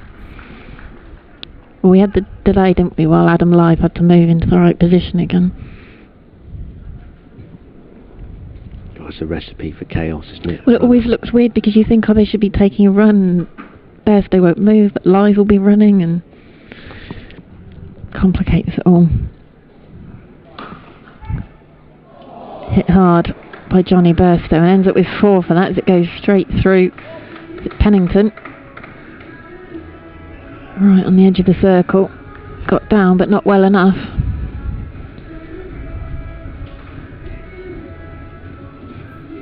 Yeah, Worcester have just been off it tonight, haven't they? The fielding. It's not been at the same level we've seen in the previous 3 games, both with the extras and some of the ground fielding. Apologise to Dylan Pennington, he's right down, I can see the back of him, it's not Dylan Pennington.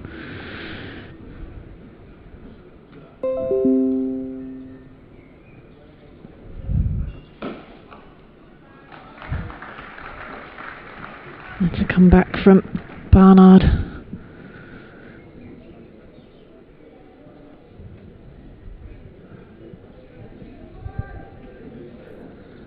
Where's the thing, isn't it? Do you want to potentially miss a series with England, but you carried on batting for the Vikings in the Blast?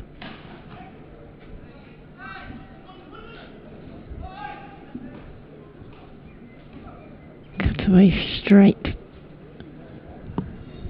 from Cola Cadmore. All change again now.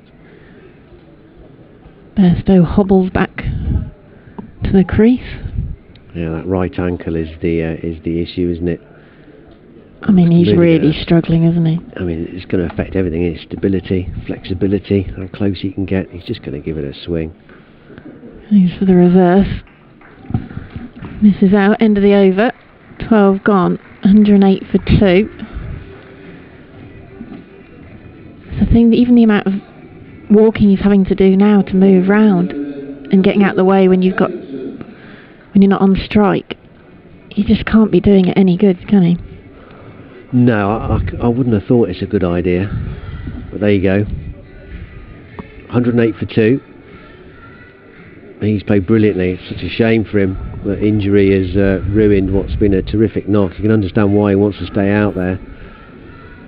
And he is still there, 57 from 35. With the help of Adam Lyth doing the heavy lifting for him as the runner. Kola Cadmore on 39.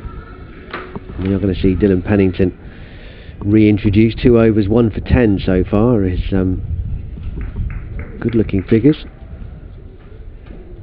5 wides Worcestershire have served up tonight. Uncharacteristic.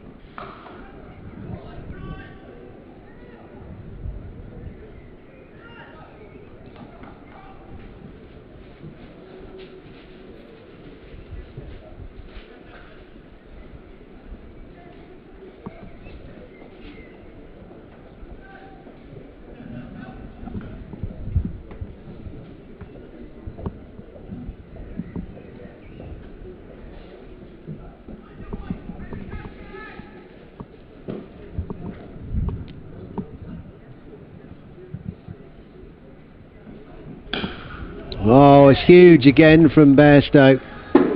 Onto the roof of the Graham Hick Pavilion and over. Well, there's nothing wrong with him when you pitch it there.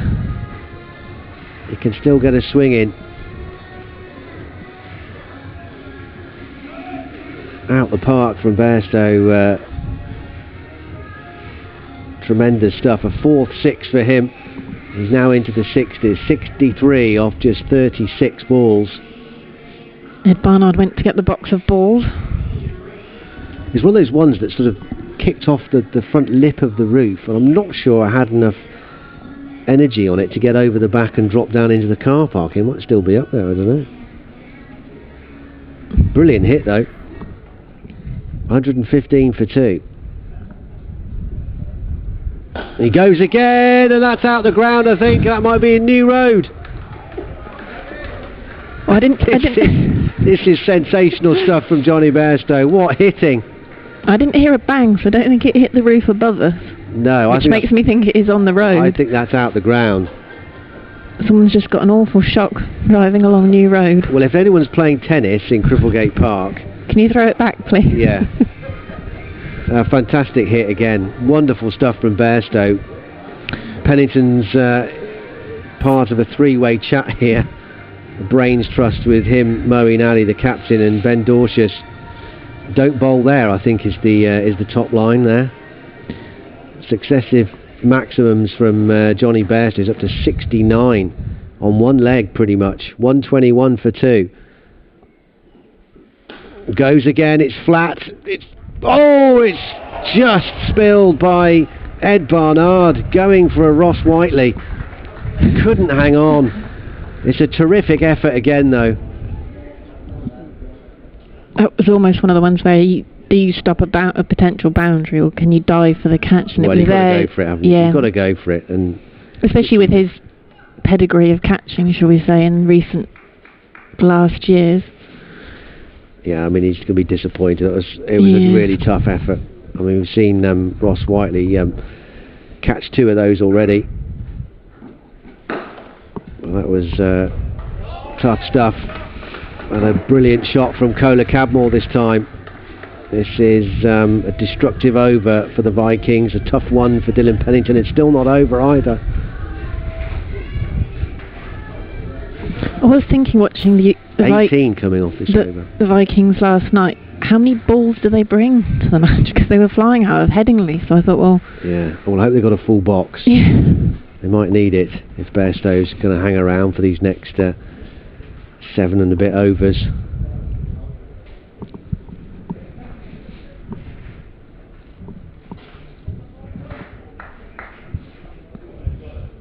They're just waiting to get the ball back again, aren't they? I thought that one went for 4. They'd have just had it back as it slipped under the stand, has it? It's probably rolled under, I think it's under the sight screen, isn't it? It's a bit like when you drop a tomato and it rolls under the fridge. You're thinking there must be another one in there, but you still make the effort to get it out. Well, I do anyway. They've got to get it, haven't they? You don't want it to go mouldy into your fridge. Well, exactly. Have you not got a kickboard, though? No, not under the fridge. Oh. Just checking. It's not built in, I'm afraid. It's not integrated. Oh. You forget that, don't you? It's an annoying little gap, though, isn't it? Yes. They've got the ball back now, which is good news, which was slightly perplexing. I'm with you, because that seemed like a straightforward operation, but clearly not. 126 for 2. Last ball of the over. And again, they'll look for more than one here. Whiteley's got to be quick. Has he done enough? I don't think he has. No. Another very valiant effort in the field from Ross Whiteley, but it's 4 to end the over.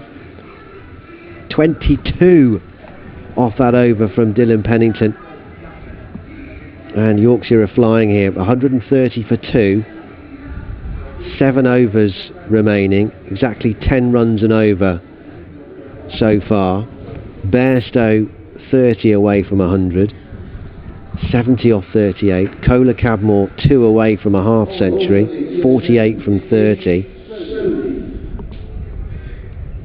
And Worcestershire need to try and find the handbrake from somewhere. Bairstow on one leg. Sodhi back on the D'Oliveira end, looking to stem this run fest. Almost has his Stuck hand out of taken port. And that's come straight past him for 4. That was potential broken finger time, I think. Hit with such force from Johnny Bairstow, even with an injury. And the same again. That's 6 more out the ground, over the rope. Whiteley just watches that one sail past him. I think Johnny Bairstow has, as you said, Dan, rather decided that he can't move very easily, so boundaries it is, or have a bit of fun or get out. Well, he's making it look frighteningly easy at the moment, even on one leg. Be good to be that good on one leg, wouldn't it? It would. I mean, it's savage stuff. It's the power, isn't it? You hear it come off the bat from where we are. Not very much noise in the ground, everyone watching.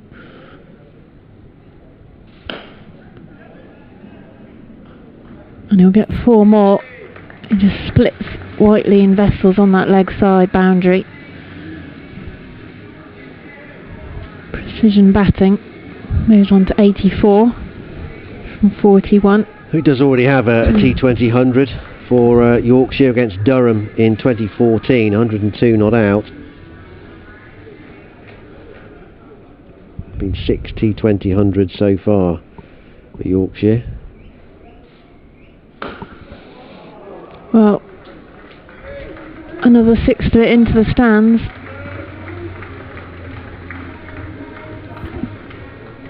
Hobbles away on the leg side just to take a little wander, but this is impressive batting. Brings up the 150 for Yorkshire. 20 off the 4 balls so far. I mean, Soda's just bowling this delicious loop, isn't he? It's landing straight in the swing arc of both these players. Bairstow at the moment enjoying it.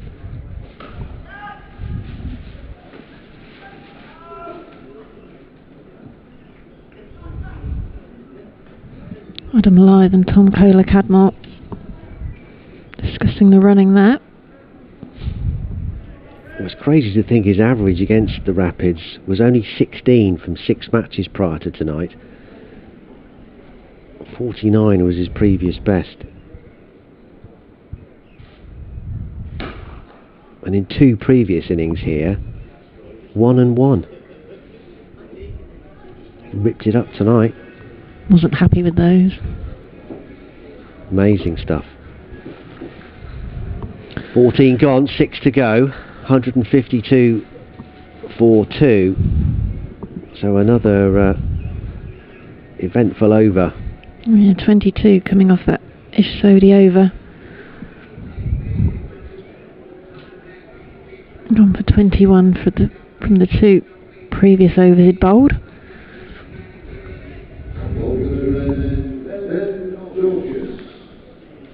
Well, the Rapids have got to find somebody here to try and just put a halt to this momentum, because at the moment it's irresistible. Dorsius is the latest one to try. Starts with a full bunger, and D'Oliveira can't cut it off. Slight drop of the shoulders from Ben Dorsius, not happy with that delivery, and Kola Cadmore with that boundary brings up his half century. 53 of 32 deliveries with his 7th 4.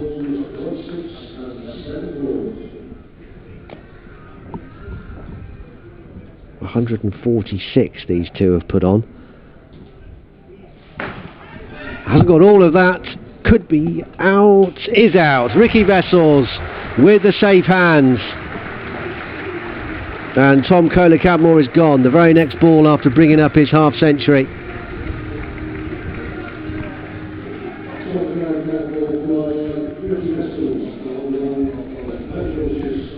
So Worcestershire at last. Dorsius the man again. And Vessels had plenty of time to think about that. Okay, it wasn't Johnny Bairstow, but Kola Cadmore is equally brutal in his own way. And just didn't quite catch it right. And safe hands.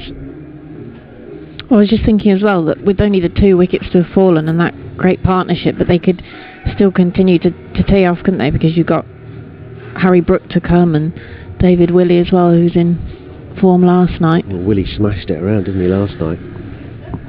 So still dangerous. Yeah, Harry Brook's got 41 and 48 in his last 2 matches for the Vikings. He comes out to the middle.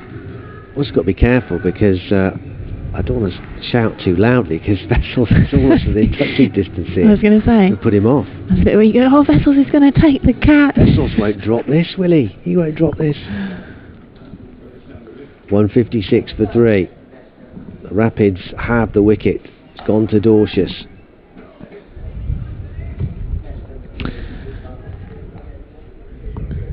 Thinking about that, years ago, Worcestershire playing at Kidderminster, playing Essex. Who did you put off? Well, you can sit in the pavilion, can't you? They're right in front of the players. And I was reading an article in the newspaper, laughing about what it was saying about Nasser Hussain, and I turned around and he's sitting behind me. Oh dear. Which wasn't ideal.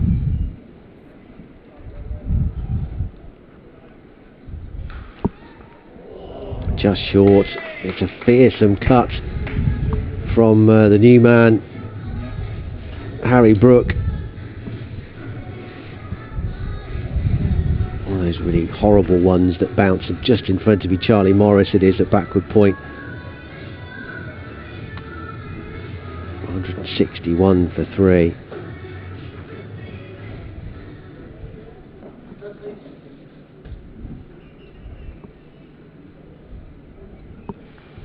Oh, delicate. Really nice. Have to admire that from Brook.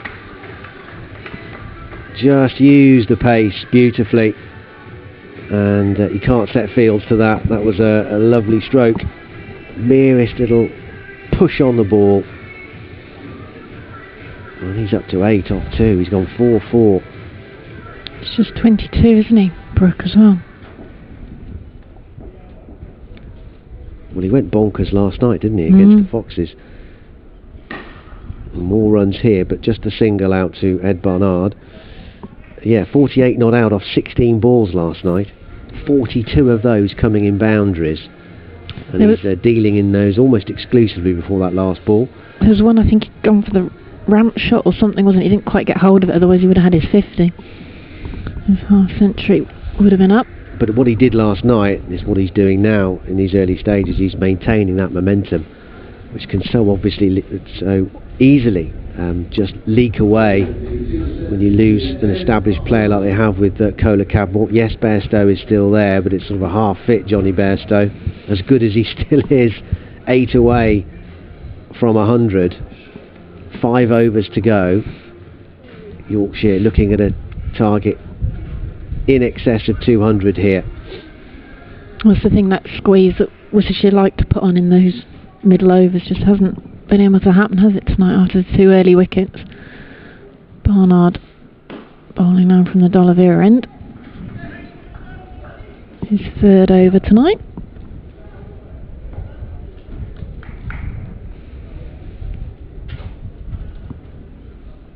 Yeah, I've not seen Brett D'Oliveira so far. Sowed his 3 overs of cost 42. Moeen's got 2 overs left, 2 for 24 he's bowled.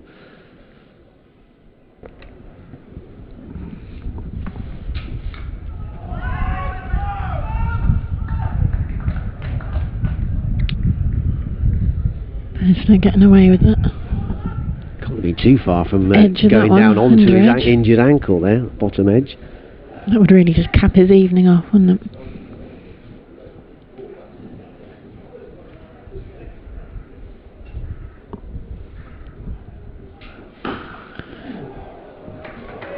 Well, doesn't miss out on that one. Smashes that one down the ground, straight over Long Arm's head into the crowd. The ball will have to be sanitised again, as it does when it's thrown back in from the crowd. 6, number 8 for Johnny Bairstow. 98 off Powerful hitting, isn't it? 46. Strike rate of over 200.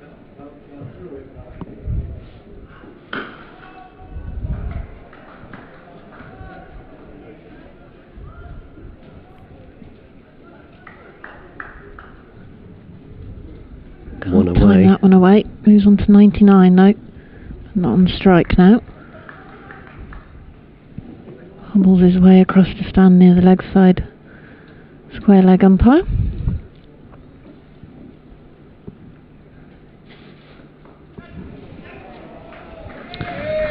Brooke inventive this evening, using his crease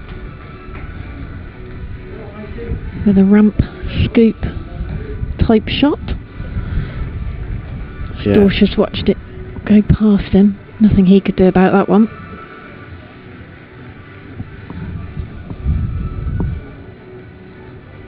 Yeah, it's cute from Brooke, and he's doing it a brilliant job here. Exactly what the Vikings needed him to do.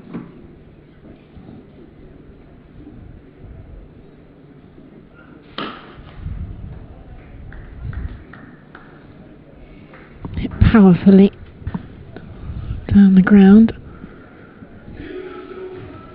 Single to finish that over from Ed Barnard.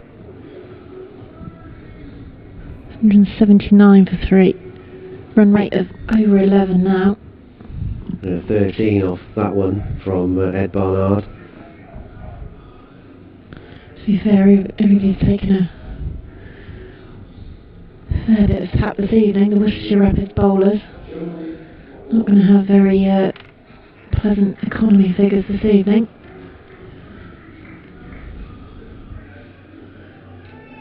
Morris will bowl his 3rd over of the evening. Brooke kept the strike though, so Bairstow has to wait at the non-striker's end on 99.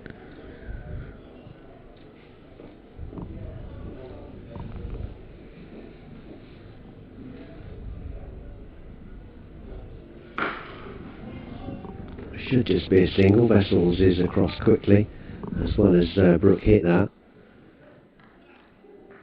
Here's Bairstow's first chance then on 99 to get this single.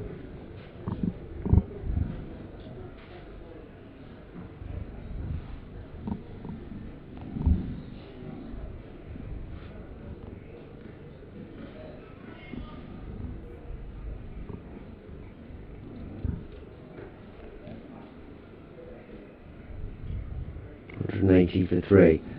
Bairstow 99. And there it is. Tremendous work from Johnny Bairstow. What an innings, especially when you consider a lot of that has come with him on one leg with that ankle injury picked up. He's delighted. and you can understand why. Fabulous stuff from Johnny Bairstow. 100 off 48 deliveries with 7 4s and 8 6s.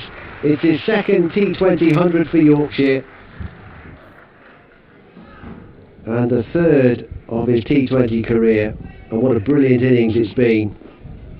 Some savage hitting, and he's propelling Yorkshire to a very competitive total here. Fabulous stuff. This is just going to drop short of Vessels from Brooke.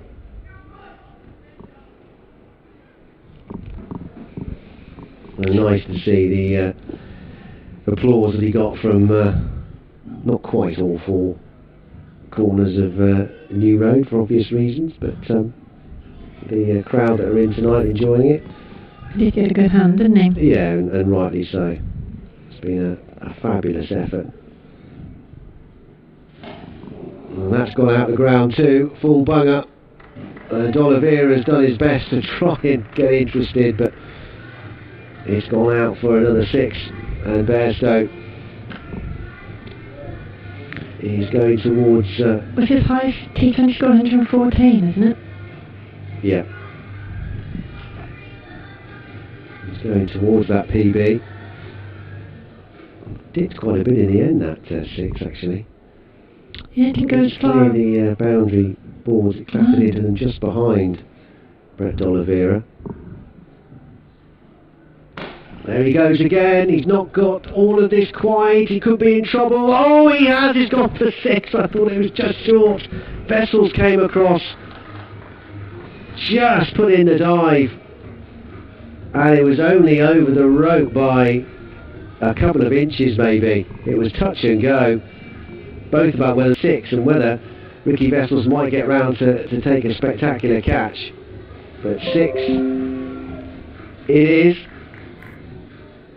And Bairstow's into double figures now. 10 6s, 112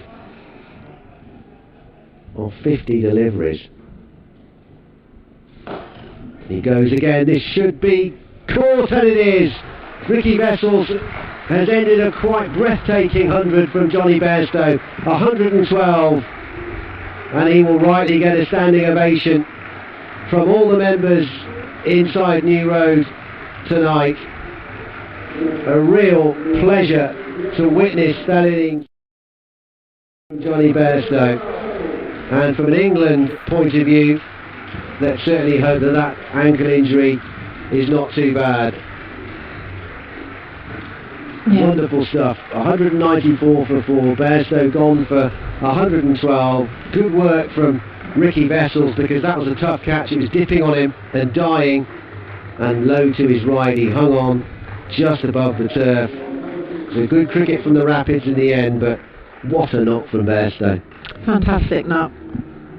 And to do, you know, big proportion of that with what appears to be quite a serious or painful injury. I mean, he's hobbled his way back to the dugout and is now making his way up the steps to his teammates, getting congratulations from them. But you don't often see many cricketers have to use the handrails to go up the Hick steps of the Hick Pavilion. Yeah, we'll get some ice on that, no doubt. Out for 112. It's the third highest Yorkshire score in T20 cricket. Only Adam Lyons 161 against Northamptonshire in 2017, and David Willis 118 against Worcestershire in the same year. Both of those up at Headingley. The only 2 players that have scored more runs in a single innings for Yorkshire than Johnny Bairstow tonight. So his first ball goes for 4 then. Clever batting from Brooke again. Just, as Dan mentioned, keeping that momentum going. Too short of the 200 now, Yorkshire.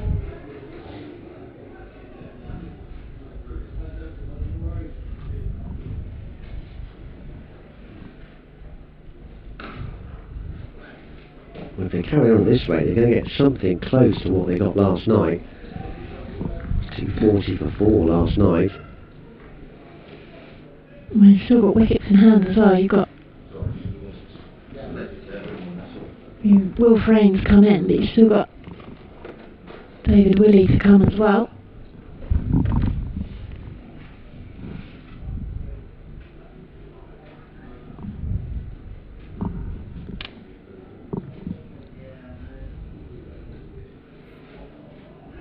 Frame goes for the reverse this time.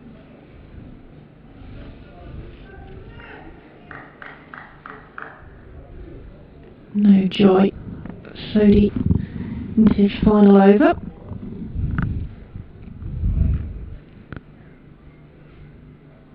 Trying to curb this boundary fest, but Libby can't do anything to cut that one off either. 4 more to the Yorkshire total. Yeah, it's too well placed and too well timed from Frame for Libby to do anything about it. He's the man for the job, Will Frame, to come in and get late runs with some hitting. Hit 19 from 8 balls to see off the Birmingham Bears earlier in the competition.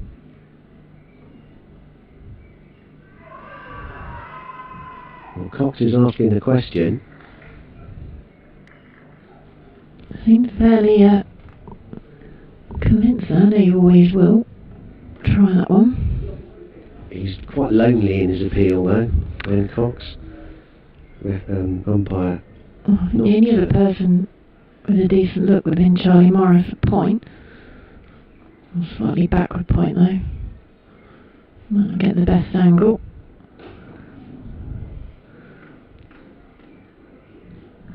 Smart fielding from Libby to keep them to 2. It was good batting by Will Frame though. Yeah, it was a clever work there in the deep by Libby. Knew he was going to run out of bounds, as it were, with the momentum, but threw himself up a catch in time to get back inside the rope, the right side of it. It's hard to quite see where that rope is around there, because you've got the shadow and then the sun and then more shadow. 205 for 4, 2 overs to go.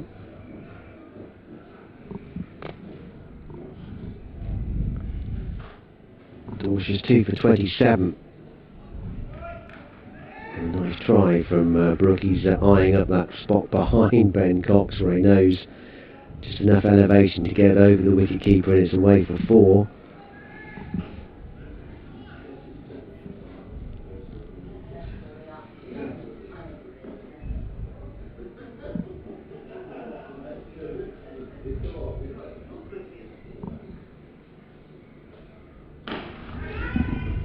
Could be in trouble.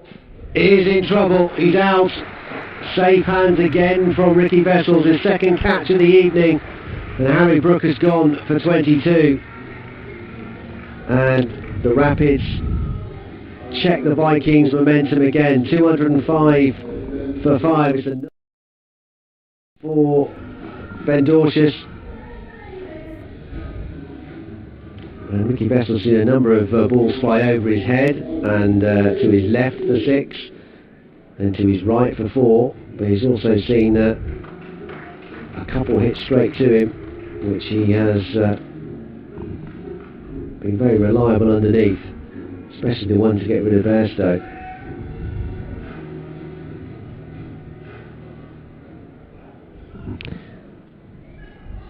Dorsh's picks up his second wicket.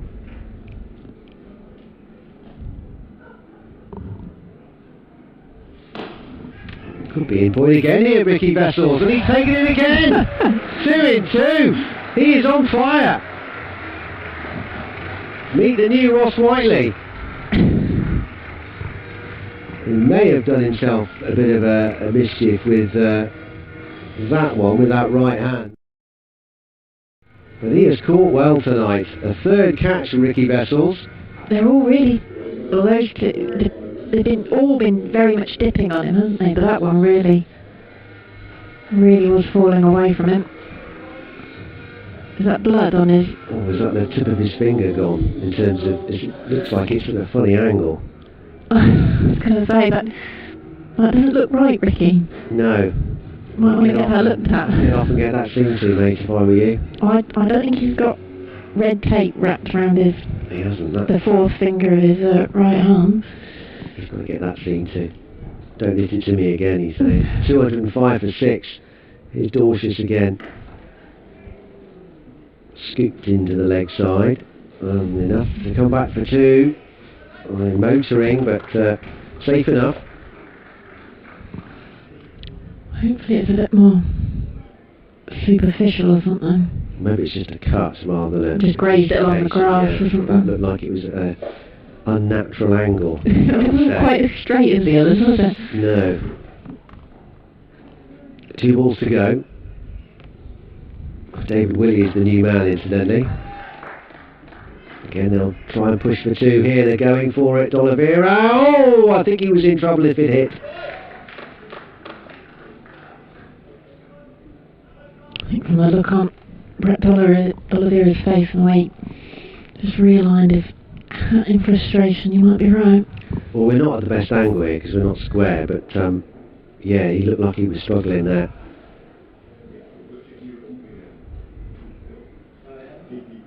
Don Bess, the non-striker's end. Last ball. Yes, very well fielded on his follow-through from Ben Torches. Michael Jordan would have been proud of that leap. That was a great leap, wasn't it? Very good indeed. So the end of Ben Dorsius tonight. 4 overs, 4 for 31. Terrific stuff from him. Career best figures for Worcestershire, or personal best figures for Worcestershire.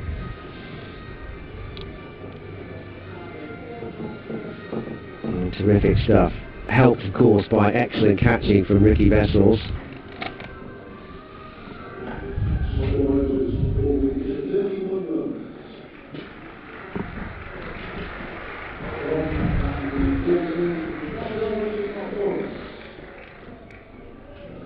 Not quite career best figures.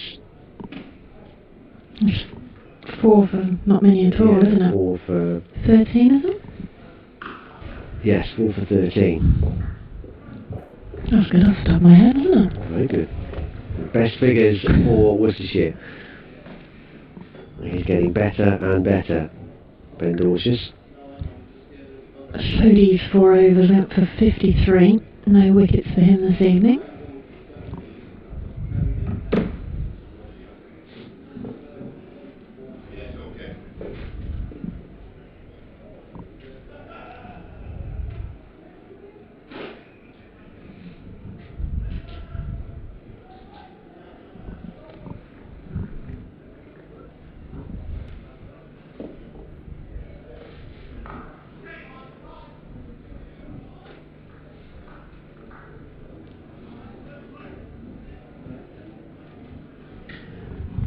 Really not timing that one. Morris finishing off this innings, bowling the final over. 1 for 41 for Charlie Morris. In his toughest night so far.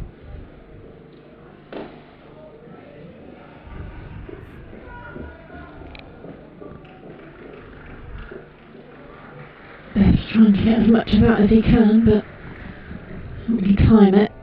Away for 1. Well, it weren't on Dorsius as well. I mean, obviously best bowling for Worcestershire. Best bowling prior to the game was the Lancashire, so he's improving Lancashire match. He's improving match on match.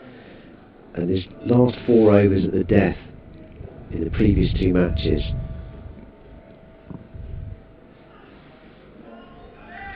Went for just 27 runs. So his last 2 against Northants, his last 2 against Lancashire. So it just shows you that he is improving, especially in the pinch points in the game. Now, how valuable good death bowlers are. It's interesting to see the difference in the figures that way. This has gone very high. Who wants it? Oh, it's dropped. Dropped by Vessels this time. Moves position.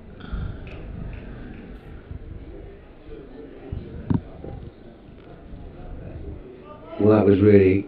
After taking 4 catches this evening, he puts that one down. It's in the air for a long time. He did have ground to make. He's disappointed. You can tell, I think, from the body language, he's still looking at that damaged hand as well. Well, that kind of helped. Kind of helped his thinking, anyway. No. In terms of keeping a clear mind.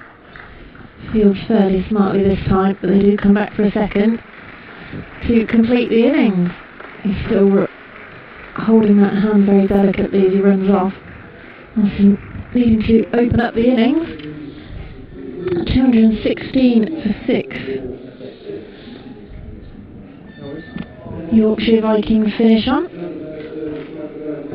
David Willey not out 7, Don Best not out 2. But the man of the evening, Johnny Bairstow, with his 112 of 51 balls, even with an injury. 88 of his 112 coming in boundaries, 10 sixes and 7 fours. Tom Kohler-Cadmore's 53, also part of a majestic third wicket partnership of 146 between those two in double quick time. Kohler-Cadmore out for 53 off 33 balls, 7 fours and 1 6, and some good late order hitting from Harry Brook, 22 off 12. And a word for Ricky Vessels, who bagged 4 catches for the Rapids, and for Ben Georges, 4 wickets for the left armour, who's just getting better and better in a Rapids shirt. Moeen Ali, 2 overs, none for 24. And Dylan Pennington, 3 overs, 1 for 32. Dorsius, 4 for 31 from his 4 overs. Charlie Morris, 1 for 46 from his 4. Ish Sodhi, a touch expensive tonight, none for 53 off his 4 overs, and Ed Barnard bowled 3 overs tonight, the most he's bowled in the competition so far, none for 27. Worcestershire a little bit careless in terms of their extras conceded. They've been so good in the opening 3 games. I think just 2 wides conceded in the opening 3 games, but they've let 4 go tonight. 4 wides, 2 from Moeen, 2 from Pennington and 1 from Ed Barnard, but that can't mask really the impact of Johnny Bairstow. 112, not about the extras tonight, it was about his wonderful innings, when you consider that a lot of that was on one leg after he picked up that ankle injury going for a second run with Tom Kohler-Cadmore, but after some lengthy treatment he carried on, and some wonderful stuff. 112 off 51 balls, Yorkshire's 3rd highest individual score in T20 cricket. So it means that Worcestershire will require 217 for 6 when they come out to bat, all down to that brilliant knock from Bairstow and that half century from Tom Kohler-Cadmore. We can see some highlights now of the third.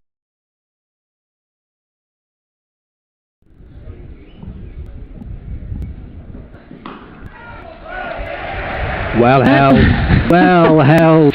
It looked like it was going to pop out. But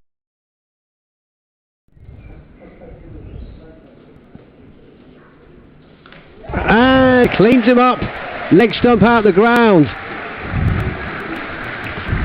I don't know. That's high, and that looks like it's gone. Certainly has. No, he's.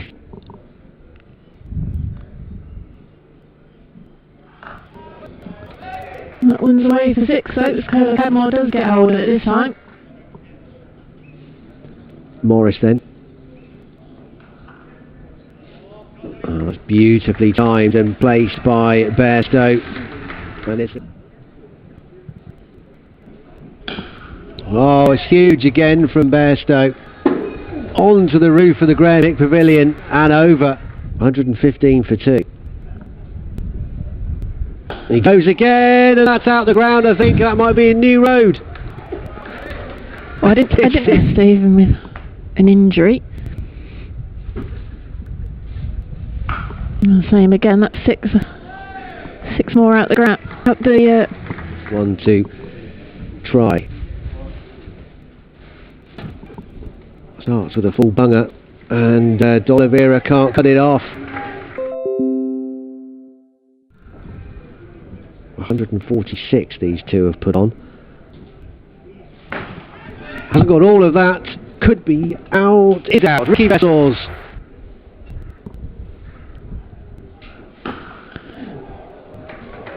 Well, doesn't miss out on that one.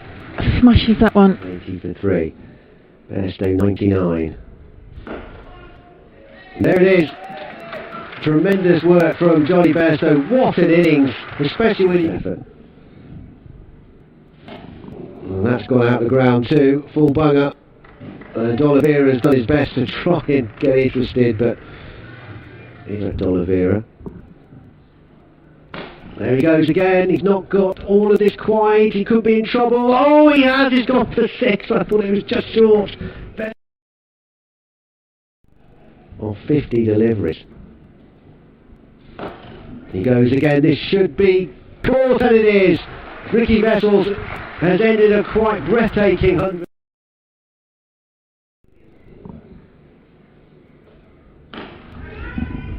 Could be in trouble. Is in trouble. He's out. Safe hands again from Ricky Vessels. His second catch.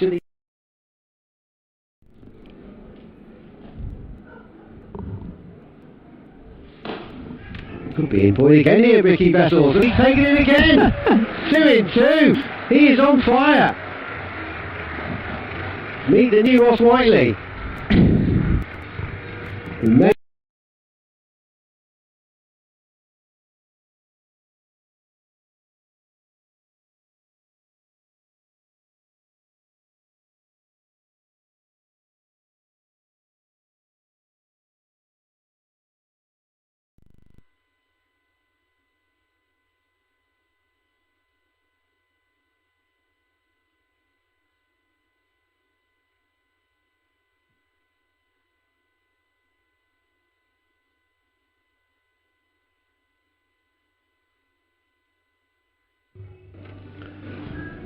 So the Rapids will need 217 to win the game after Yorkshire posting that 216 for 6 Johnny Bairstow, with a magnificent 112.53 from Tom Kohler-Cabmore. I'm delighted to say that in the interval we're joined by the Worcestershire chairman Thanos Hyra. Good to see you, Thanos. Hi Dan, how are you? I'm alright, thank you. Evening. Enjoy that? It was a good batting performance. Let's see if we can match it. I mean, Bairstow's phenomenal, isn't he, even on one leg? I know he.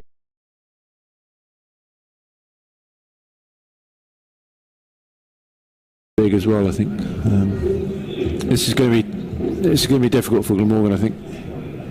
So that's the halfway stage of the Kent are doing what Glamorgan did so well, and they just keep plugging away and taking wickets. 68. Yeah, the halfway stage came at 68 for 3. They just had that big over off Salter. Glamorgan's 59 for 4.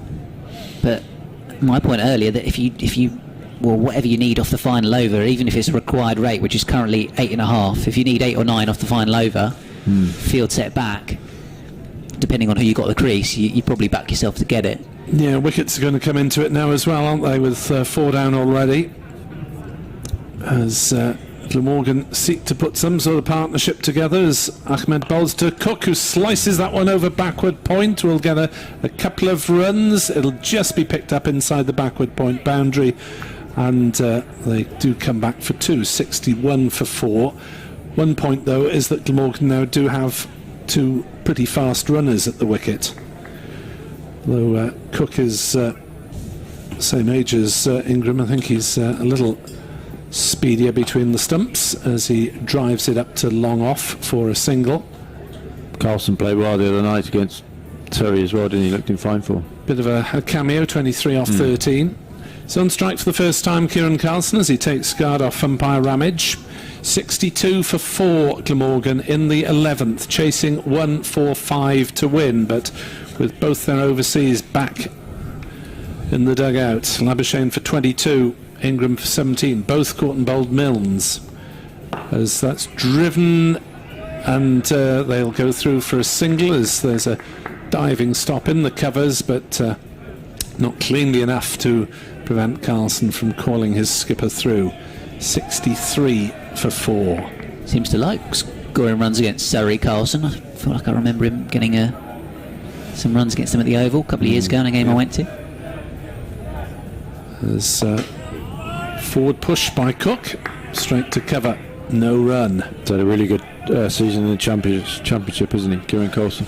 Very good. Scored runs for fun in the first few games. Ahmed bowls, worked on the leg side by Cook. This will just be a single though. So Ahmed keeping things very much under control. As he gets his first experience of bowling a ground where he'll be bowling in sets of 5 or 10, whatever they'll be called. That's a good ball. It's got Carlson tucked up. It's a dot ball, just 5 off the over then. 64 for 4 Glamorgan, and they need 81 off 9 at 9. Captain's innings required, I think. Kenny going to go double spin. Joe Denley about to come back on. 2 overs, none for 8 so far. Returning to bowl, Joe Denley. I was suggesting earlier on that he'd been underused by Kent in the competition. Maybe we're going to see him bowl out here and try and make use of this pitch, which seems conducive to the spin bowling. Ahmad enjoying it so far. What can Denley do here? What can Cook and Carlson do against him? From the river end, Denley bowls, pushed away off the back foot. Single out to Bell Drummond, a backward point.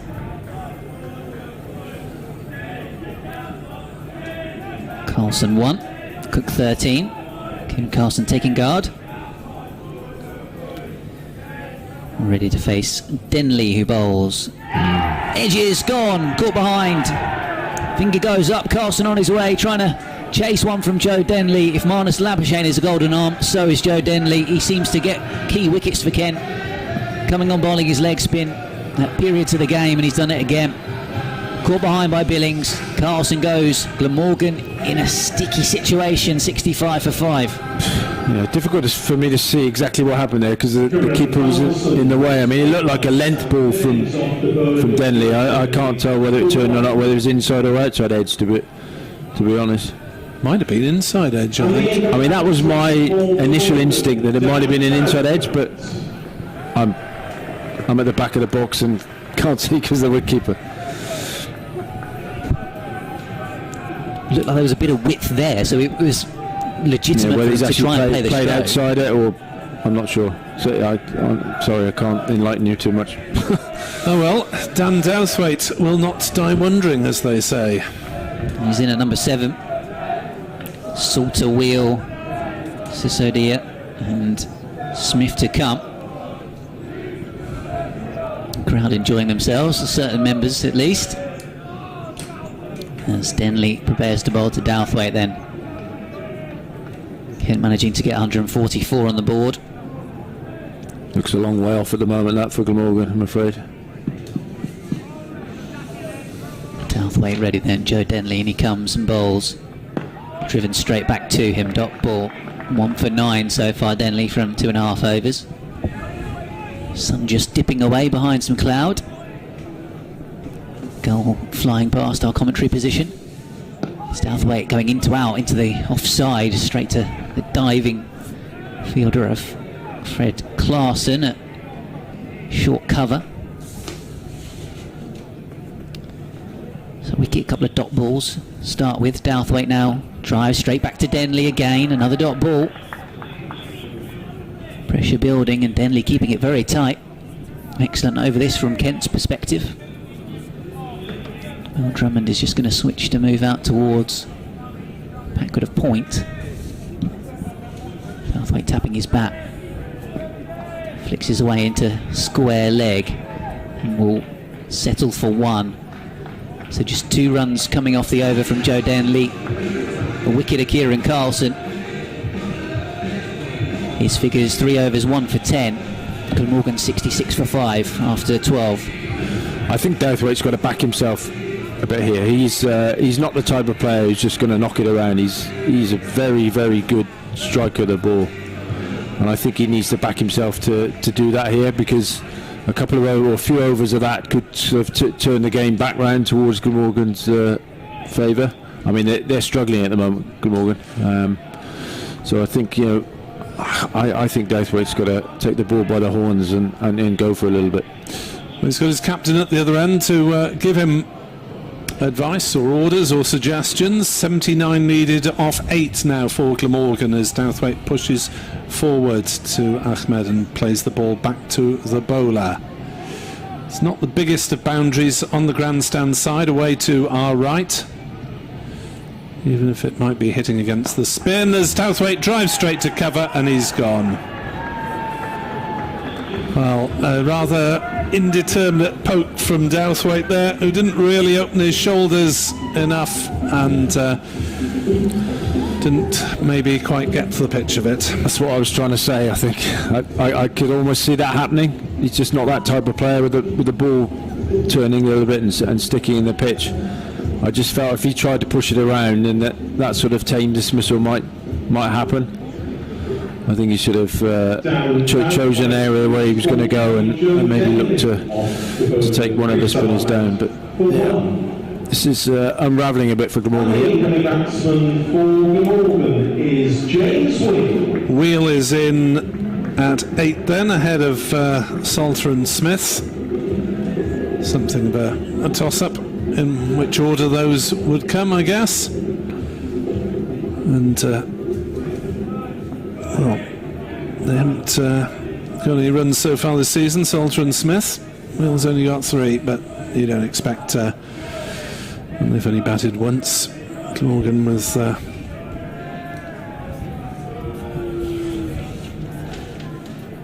collapse down in Surrey. A couple of cheap wickets. Now, Wheel is having a prod. You've got to play on that pitch. It's a left-hander. Slip in. Floodlight pylon providing additional distraction, with the shadow now over the wicket at one end as Sheikh Ahmed bowls, and push and run from Wheel, and a shy at the stumps by Billings, and Wheel is safely home. I think the ball hit him on the glove as he reached the non-striker's end anyway. 67 for 6, still 78 to win, and just 4 wickets left for Glamorgan. So Chris Cook really has got to score the majority of these, who would have thought. Yeah, I was about to say that's going to be interesting to see how he plays this. A lot of responsibility on him. He's on 13 as he pushes a single on the offside. At some point, Glamorgan have got to try and target one of these Kent bowlers, and they're all bowling well at the moment. 68 for 6, 77 to win, just 7 overs left after this. Ahmed in to bowl to Wheel, who drives into the offside on the bounce to cover. No run. One or two of the crowd might have thought there was a catch. There's a bit of a groan of disappointment from somewhere beneath us as the gulls swoop around at eye level. 68 for 6, 77 required off 7 after this. Field scattering on the leg side. Well, Wheel try to clear them. Ahmed bowls, and Wheel plays it out to square leg just for the single, and Glamorgan were not willing to take on the young Afghani. 69 for 6, 76 needed off 7 overs, nearly 11 runs an over now, and Kent very much in the driving seat. Yeah, as I said, I'll be fascinated to see how Chris Cook plays this now, because how long does he leave it? How far does he try and take it down? It's almost all on him, isn't it? Cook's got. If Glamorgan are going to have any chance in this game, Cook's got to be the man to do that, I think. Going back to seam from the river end with Grant Stewart coming back on, replacing Joe Denley after we've had some overs of spin in tandem.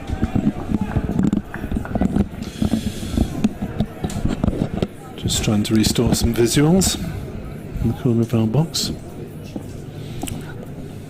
As Grant Stewart is in and bowling. Left-handed wheel turns his way on the onside, unable to get a single. It's a dot ball as the bowler runs through and picks up. Trouble is in T20, even if you're looking to regroup, you've still got to score, haven't you? Yeah, as you were saying, 11 runs, the required rate. Stewart flipped away. Could be 4 runs. It will be. Wheel managing to get it away behind square over the top of the short fine leg fielder. That just gets the crowd up for a moment. Lifts the Sophia Gardens faithful. Yeah, good shot. I mean, poor ball, but he put it away nicely with a fine leg up. He got his line wrong there, Grant Stewart. Yeah.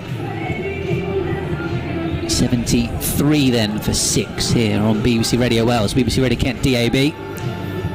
Ben Watson, Nick Webb, former Glamorgan batsman Steve James, your commentary team.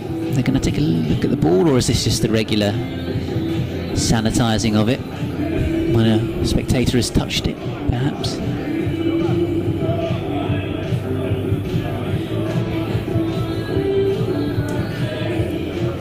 .5 the current rate, required rate 10.8. 13.2 gone for Glamorgan, 73 for 6. Spin has been important. Ahmed and Denley for Kent, as well as the wickets of Matt Milnes. Stewart's going to come around the wicket now to have a go at the left-hander. The Australian-born Italian pushed away out towards point. Straight to Case Ahmed, who runs in to do the fielding, but good running between the wickets. Single for Wheel, now has gone to 7 from 6 balls. Chris Cook there on 14. Will know that he needs to be the man there at the end, really, if Glamorgan want to try and get over the line. Yeah, if Glamorgan are going to have any chance, Cook's going to need to be the man to do that. Remember him getting a score in a 50-over game here. He can be a very destructive hitter at the end of an innings. Hit the ball a long way when he wants to. Against Kent, it got very dewy and slippery at the end, and felt like Glamorgan got over the line in a tight conclusion to a one-day cup match. The man's gone back. Stewart's bowling to Cook, pulling it away hard in front of square on the onside, out towards leaning. He'll just be 1. He picks out that man in the deep, 75 for 6.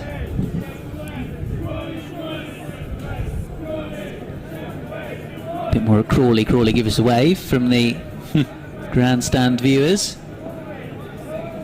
So Crawley is out on that boundary in front of a couple of groups of lads watching on. Fired in by Grant Stewart. They're going to run a leg by here, the throw to the umpire, standing umpire's end as he signals leg bys. Good running in the end. Good call from Cook to hurry Wheel through. Wheel actually hesitated, but Cook was the man that made the call. Ben, how many championship games have Kent got before the next test? 2? Not many. Not many. I think there are only 2 rounds, aren't there, Yeah. Steve? I believe. Here comes Stewart bowling. Full delivery, clipped away up towards wide mid-on. For a single, you're thinking regarding Crawley? Yeah, just see how much chance he's got. I'm just thinking how difficult a time it must be for him, because he's come under a bit of pressure, bit of criticism. He'll want to put that right, and he'll want to put that to bed, won't he? Yeah. Away to Lancashire and then home to Sussex at Beckenham in the first half of July. I mean, the slight problem with Zach Crawley is that he hasn't scored massively heavily in county cricket, full stop, is he? I mean, his average is what, early 30s. Got a couple of scores going into that New Zealand series. At a 60 against Lancashire, 90 at Headingley. Didn't get 100, did he? But no, what he needs is a big 100, isn't it? Yeah. Glamorgan 77 for 6 as Ahmed bowls, and Cook plays it away on the leg side. They'll look for 2 here. They turn, but they're not going to be able to get back as the throw comes in from mid-wicket. 78 for 6. Run rate mounting. Scrambled over here from David Willey so far.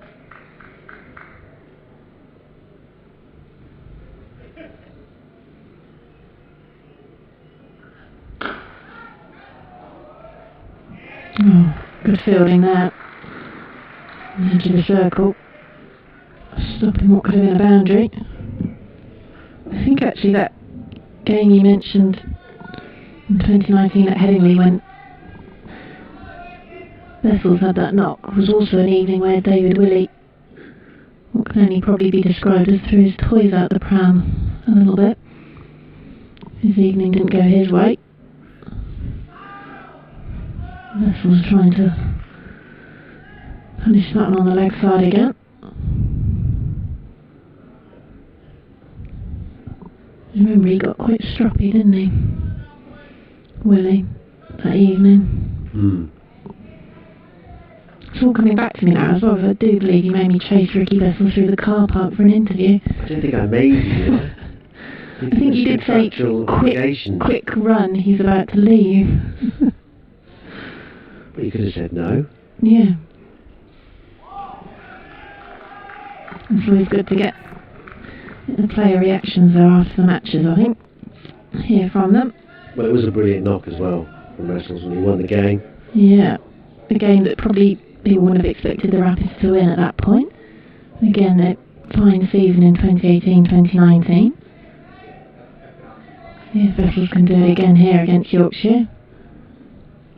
Captain's knock from Owen would be nice. A 1.5 century so far in the Blast this season.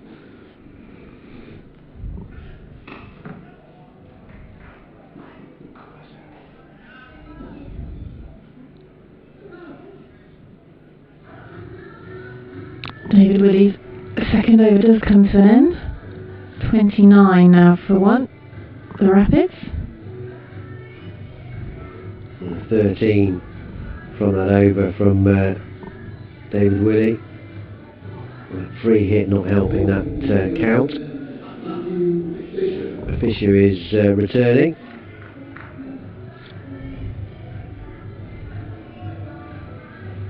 His first over was a good one, just 3 runs coming from it. 2 overs to go in the power play.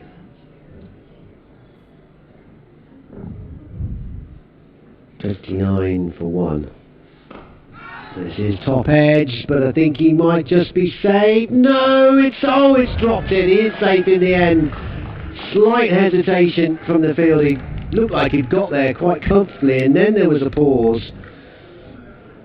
And he's gone down. Is that Lockie Ferguson down there? He'd got there. And there just seemed to be a slight hesitation as he went to make the catch, and out it dribbled.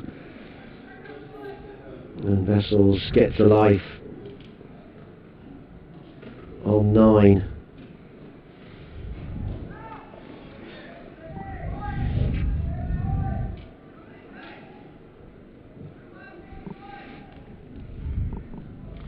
It's just not quite timed the ball. In fact, even Moeen's 4s have not come out in the middle of the bat, and Vessels certainly haven't. And he's trying to go big. He's got that finger injury on his bottom hand, so that might be restricting him a little bit.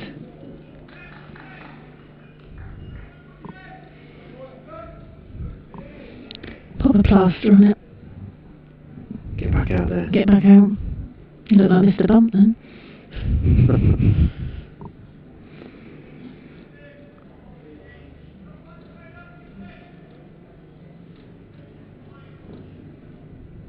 All the clouds clear, doesn't it? So you got the white ball coming out of a blue sky now, at least.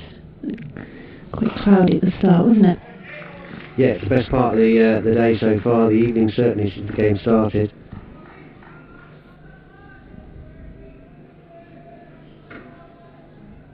Breeze has dropped as well, so you'd have thought the ball wouldn't particularly have moved a lot. It was quite breezy in the Yorkshire when they were batting.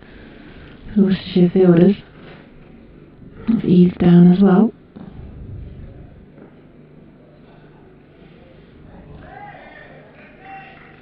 Again, not quite getting the timing right. Vessels threw it a bit early. Good bowling this from Fisher.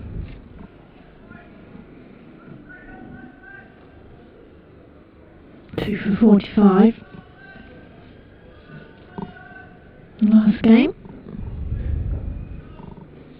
He's been taking wickets in the second 11 for Yorkshire in T20 cricket. He's conceded a boundary here. That's calmly dabbed away by Ricky Vessels. So he ends the over with a 4. He's going along at 100%, 14 from 14, 35 for 1. 2 overs for 9.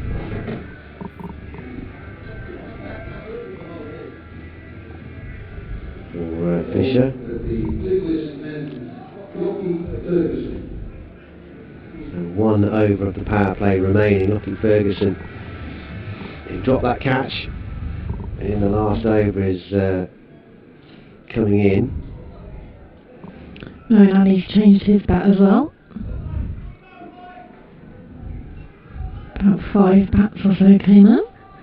Selected a new one.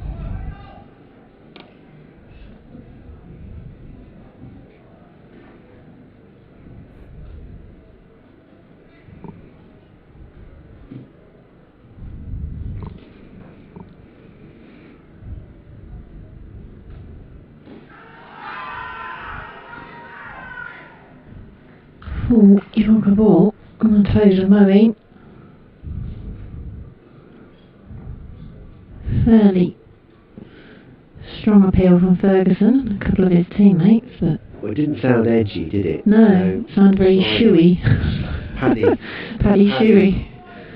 But sliding down.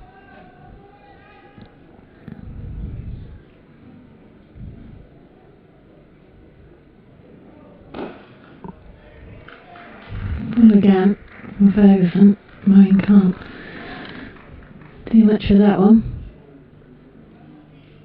Looking to put it down the ground.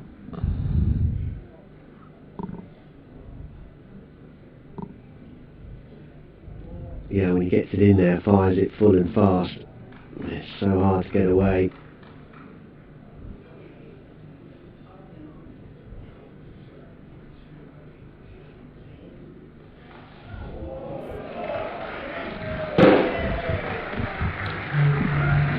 Wow. From right off the top edge of Moeen. 6 rather fortunate runs. Well, I thought you were in chance with the catch there, to be honest. I know, I was just going to lean over. Was that on a new computer screen, possibly? Yes. You've come a tiny bit further. I might have ended up in your sandwich bag, actually. Yeah.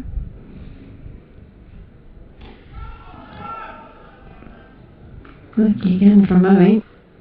Yeah, top edge. That 6 went fine enough, and fortunately for Moeen and the Rapids, far enough. Over the head of Adil Rashid is a short, fine leg. Not that fine. Watched it sail over him.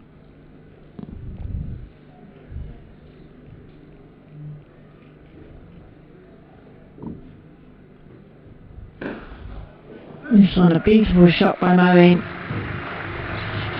And that means he can start to find his timing, putting that one down the ground. Yeah, it's such a fine line for the bowlers, isn't it? Even for someone of Ferguson's class. Not quite as full as the previous ones with the delivery, which Moeen couldn't do anything with. Just gave him enough of room to get in that elevation and away. It was a lovely slap passed in for 4.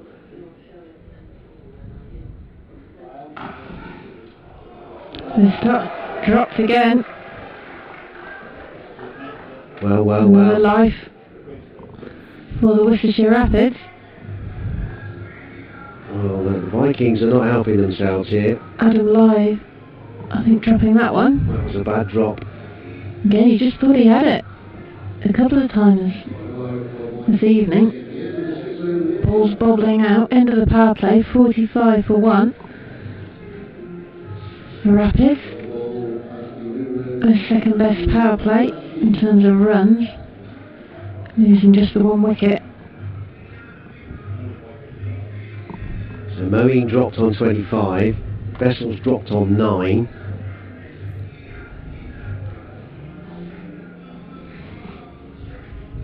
Adil Rashid is coming in, hoping to restore order here for the Vikings. 45 for 1, Vessels 14 from 14 on strike.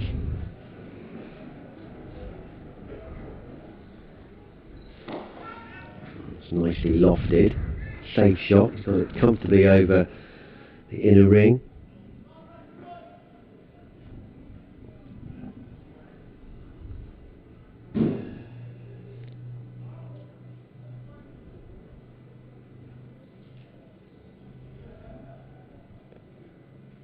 Mowing 26 from 21.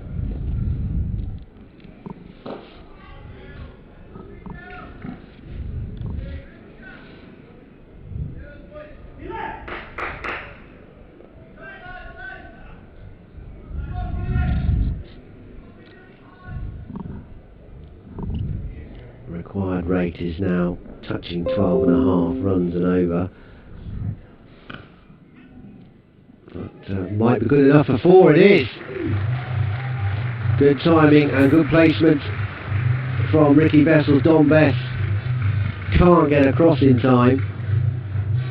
Just a touch short from Adil Rashid, and Vessels onto it in an instant, thrashing it to the fence. The 50 is up for the Rapids. More runs here, just a single though. Just to apologise if anyone heard any bad language from Adam Lyles. He came to take his fielding position down in front of us after dropping the catch, dropping Moeen Ali. Swatted away beautifully by Moeen, into the gap, away for 4. And he looks in the mood, just as Johnny Bairstow was for Yorkshire. 31 from 23 now for the Rapids captain. 11 runs off the over so far, still 1 ball to go.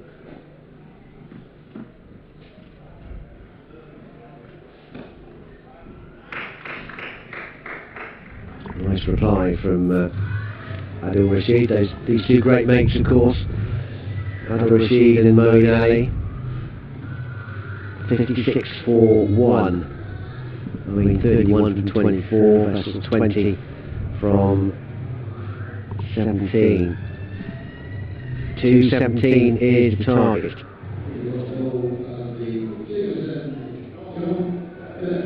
Obviously spin at both ends. Now going on at 8 runs and over, so they still need to accelerate here.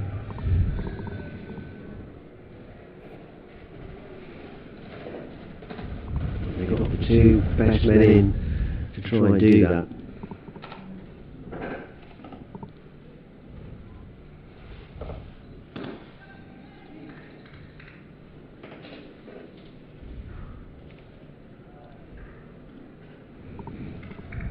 Using that rotating the strike, taking the singles, running the twos, as well as getting those boundaries wherever he can. 30 boundaries in the Yorkshire innings. 9 already from the Rapids. Slow start from Yorkshire, but then they accelerated well.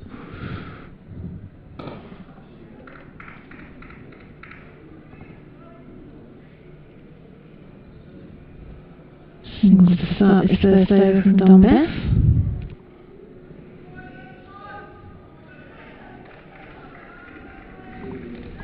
Do that captain's knock, couldn't we?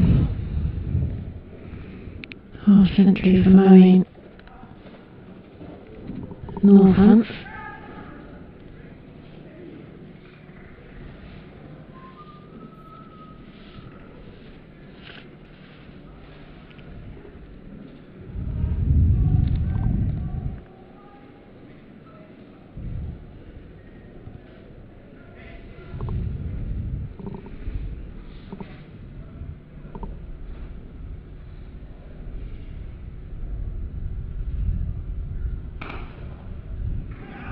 Done well by Gary Balance, who's on as 12th man.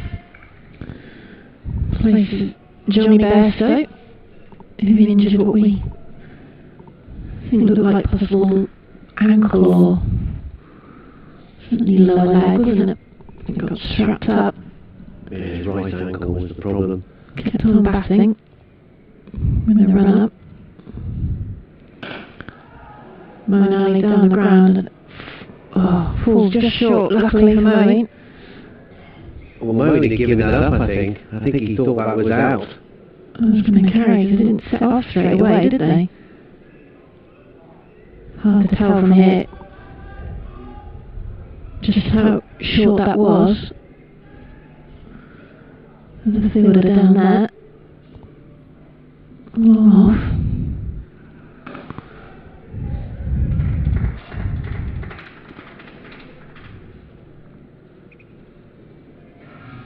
Best finishes his first over, 61 for 1 then, the Rapids, after 8.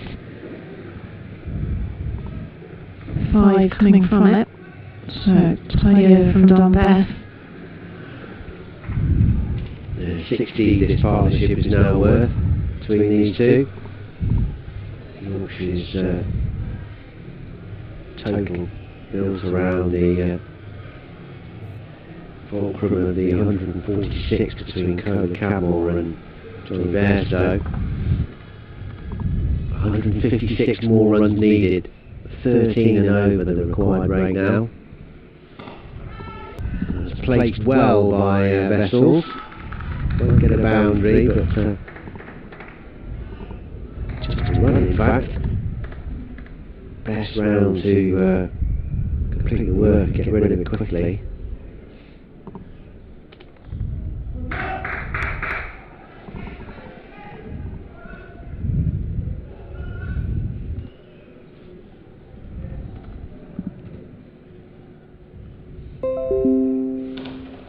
Speed away again, that's gone all the way. Another 6 for Moeen.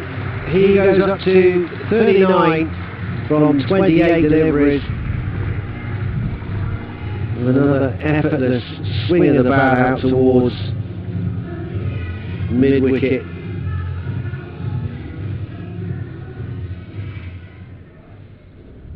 .68 for 1. Some information passed there from Cole Cabell to Vikings T20 captain David Willey.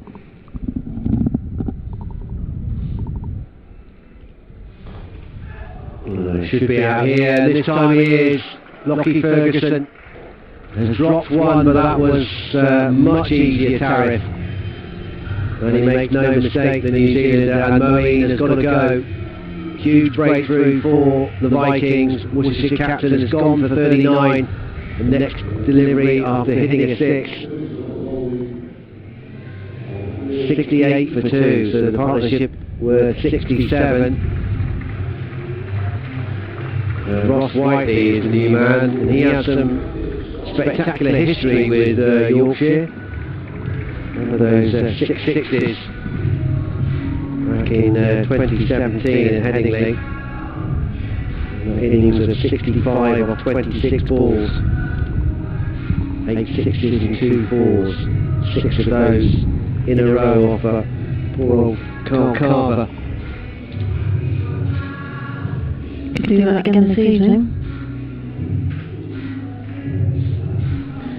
Innings like that. I did wonder if it was just going to mix up the batting order slightly, because Ross Whiteley just started to move in the dugout, put his helmet on. Yeah, although he wasn't the one sitting there with the helmet on. I think that was Libby who was waiting. He's coming ahead of Libby, hasn't he? Yeah. And Cox, yeah.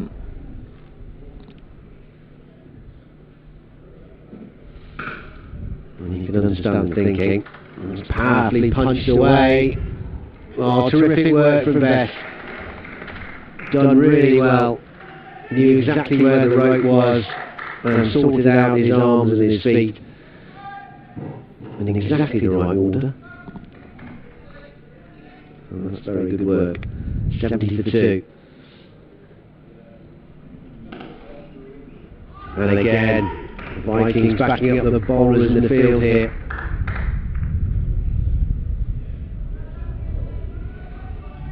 A couple of bits of great fielding. I think Don Best even got a little bit of applause from the Worcestershire Rapids, a couple of players in the dugout. David Willey with that terrific stop as well at mid-wicket. We're going to run here either. Yorkshire turning the screw a little. Good over from Adil Rashid. 9 overs gone now. 70 for 2.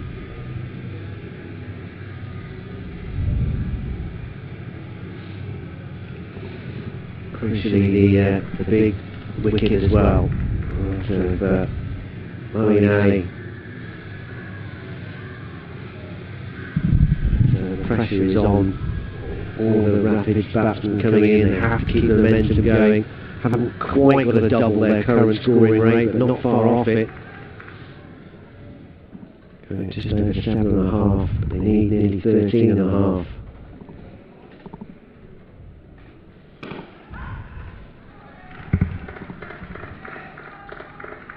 Good fielding by the Yorkshire Vikings. Best getting down to doing their fielding. Brad Milan enjoyed that. It's getting a little bit noisier in the field, the Vikings.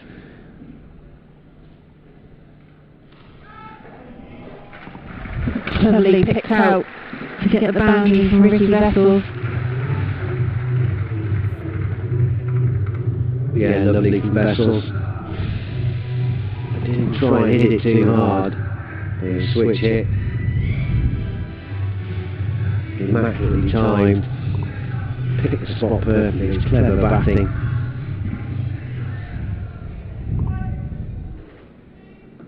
Yorkshire moved to plug the gap as well. Gary Balance has gone into backward point.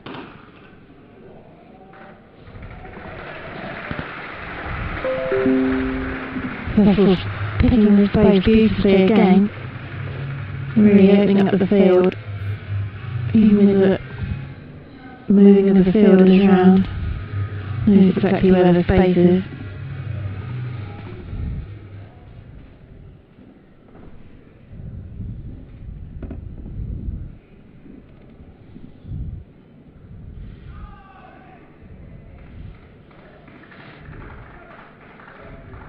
Can't do it again.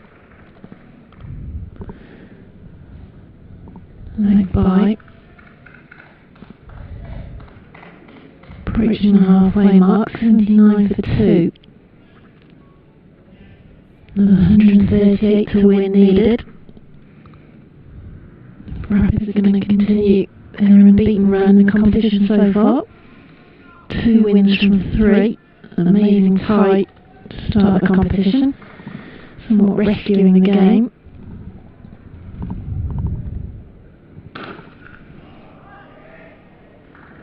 Whiteley this time picking out of the space and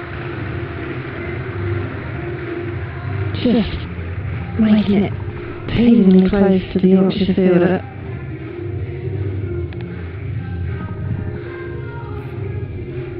And can't get round to it. Whiteley on 6 from 4.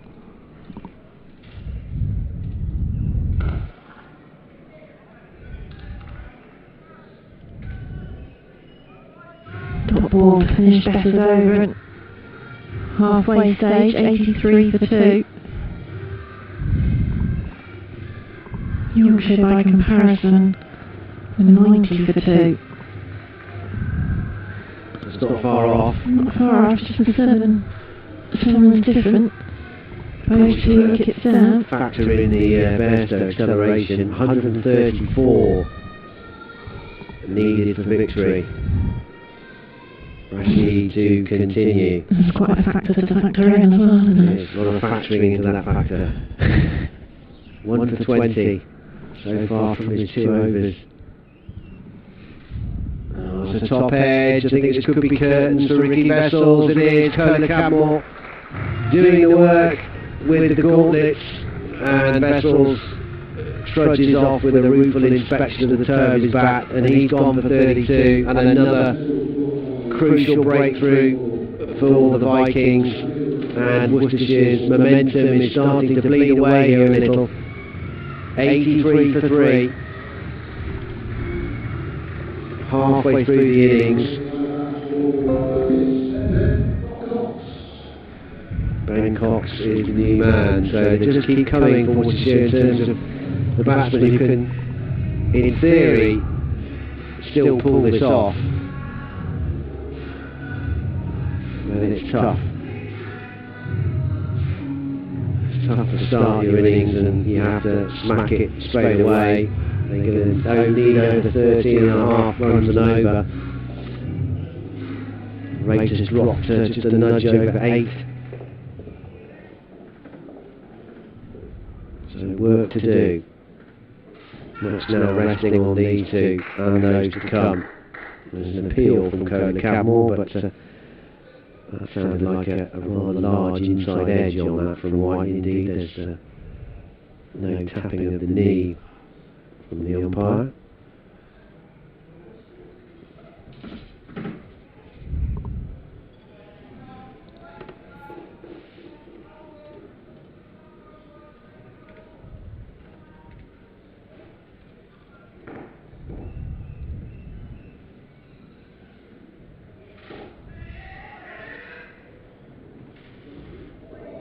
Good running from White and from Cox, and he takes the throw from Glamorgan straight on the back. To be fair to Glamorgan, he offers a hand immediately. No reaction from Cox. You wouldn't want to, even if it really hurts, would you? No.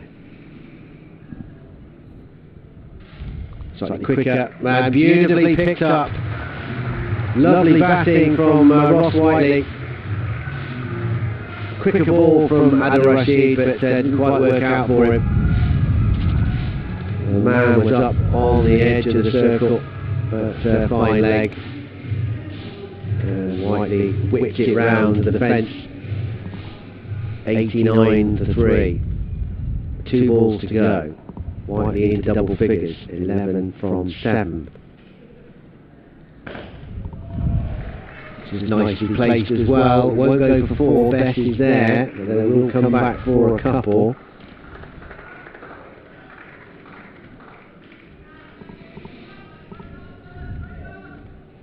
.65 for Ross White in the 2 games so far. Didn't bat on Sunday.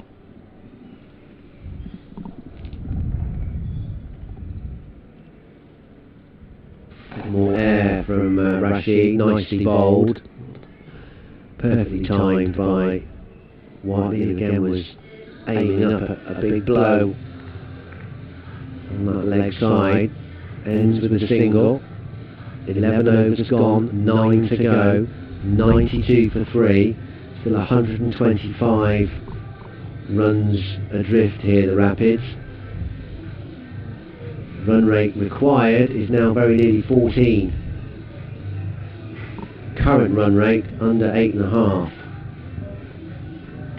It's a tough ask, isn't it, to come out to bat when you've got that as a run rate required.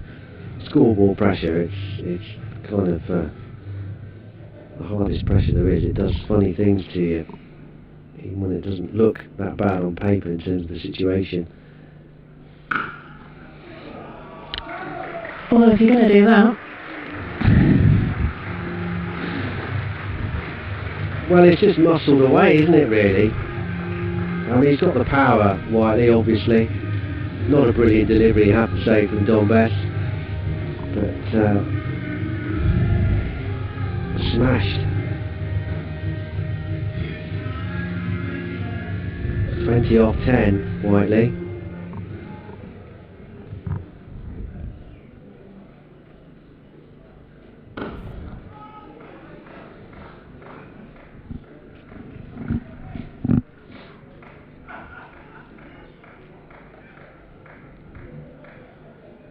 Matching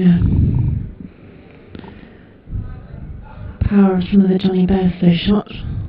He's very muscling it away.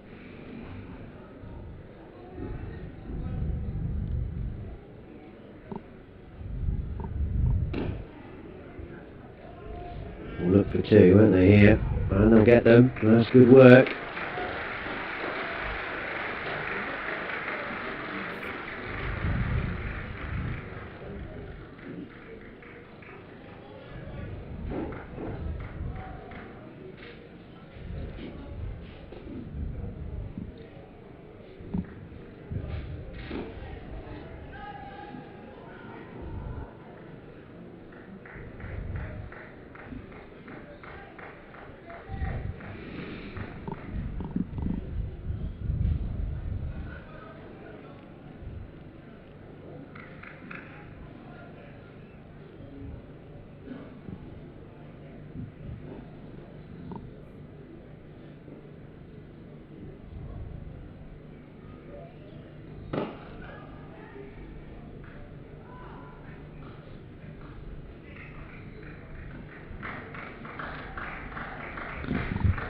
Too well, really, to get a second. Whiteley connecting with it. It's that mixture, isn't it, as we say again, they're taking the singles and the twos as well as the boundaries when they're there to be hit. Just accumulating runs. Cox reaching for that one.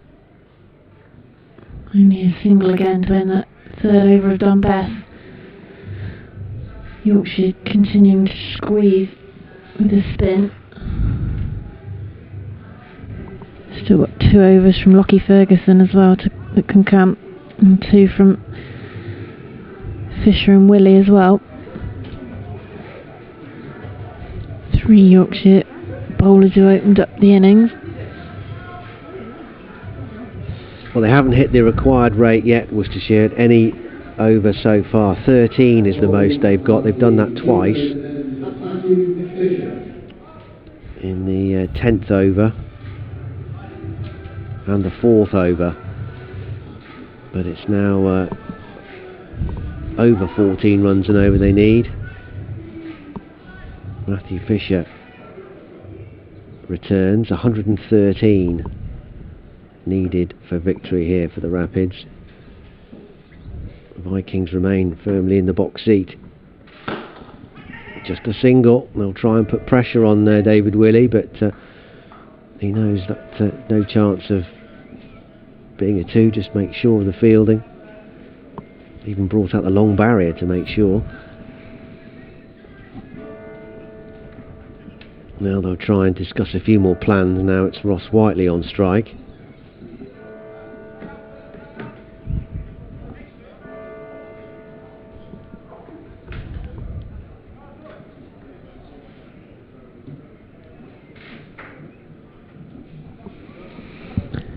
It's going to take something quite special, isn't it? Well, still, they're not completely ready. Willie himself is going onto the fence at long on. 2 men are on the boundary on the offside for Whiteley. It's waist high full toss again. Whiteley's got enough bat on it to get it to the rope. No ball, is it? Or not? No.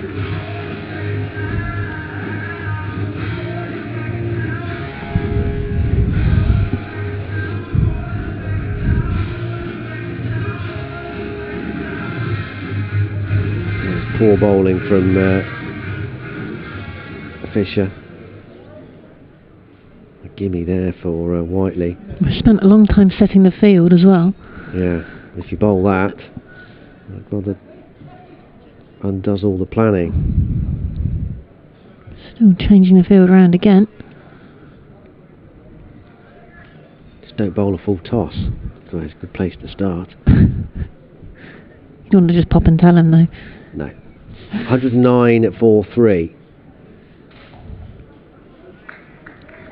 Bit of bat on this as well for well, oh no, there isn't. Thought I had a bit of an edge on that, but no. Still 1 to the total though, 110.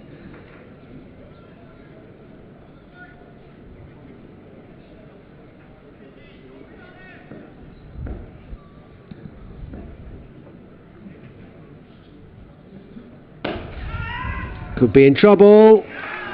is in trouble. Ben Cox is out.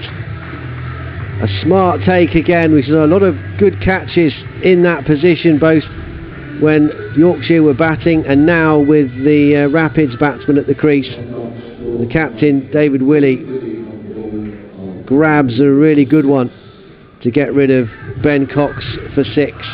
And the Rapids reply here is falling away. Jake Libby is the new man. Cox out for 6.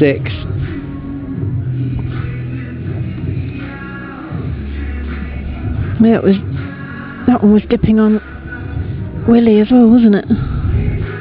He came in, you wonder if it was just going to fall short, hopefully, for Ben Cox.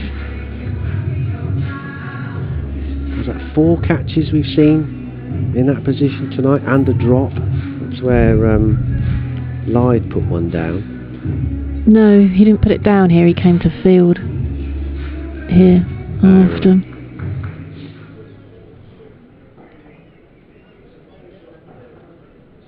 2 balls to go. Hasn't got all of that, Whiteley, but it's a terrific stop on the edge of the circle by Adil Rashid. That stopped possibly 3 runs.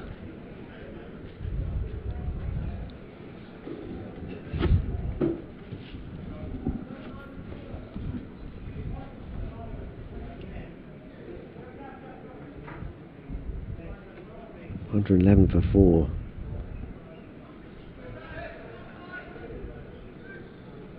Another chat, another change in the field. Last ball the over. Leading edge should be out and is. Libby's out first ball. It's been a good touch for Worcestershire and in this form of the game as well, but not tonight. Hasn't hung around long. Out immediately. Fisher strikes again, and Worcestershire now are 6 down, 111, and are sliding towards a heavy defeat here. Ed Barnard is the new batsman.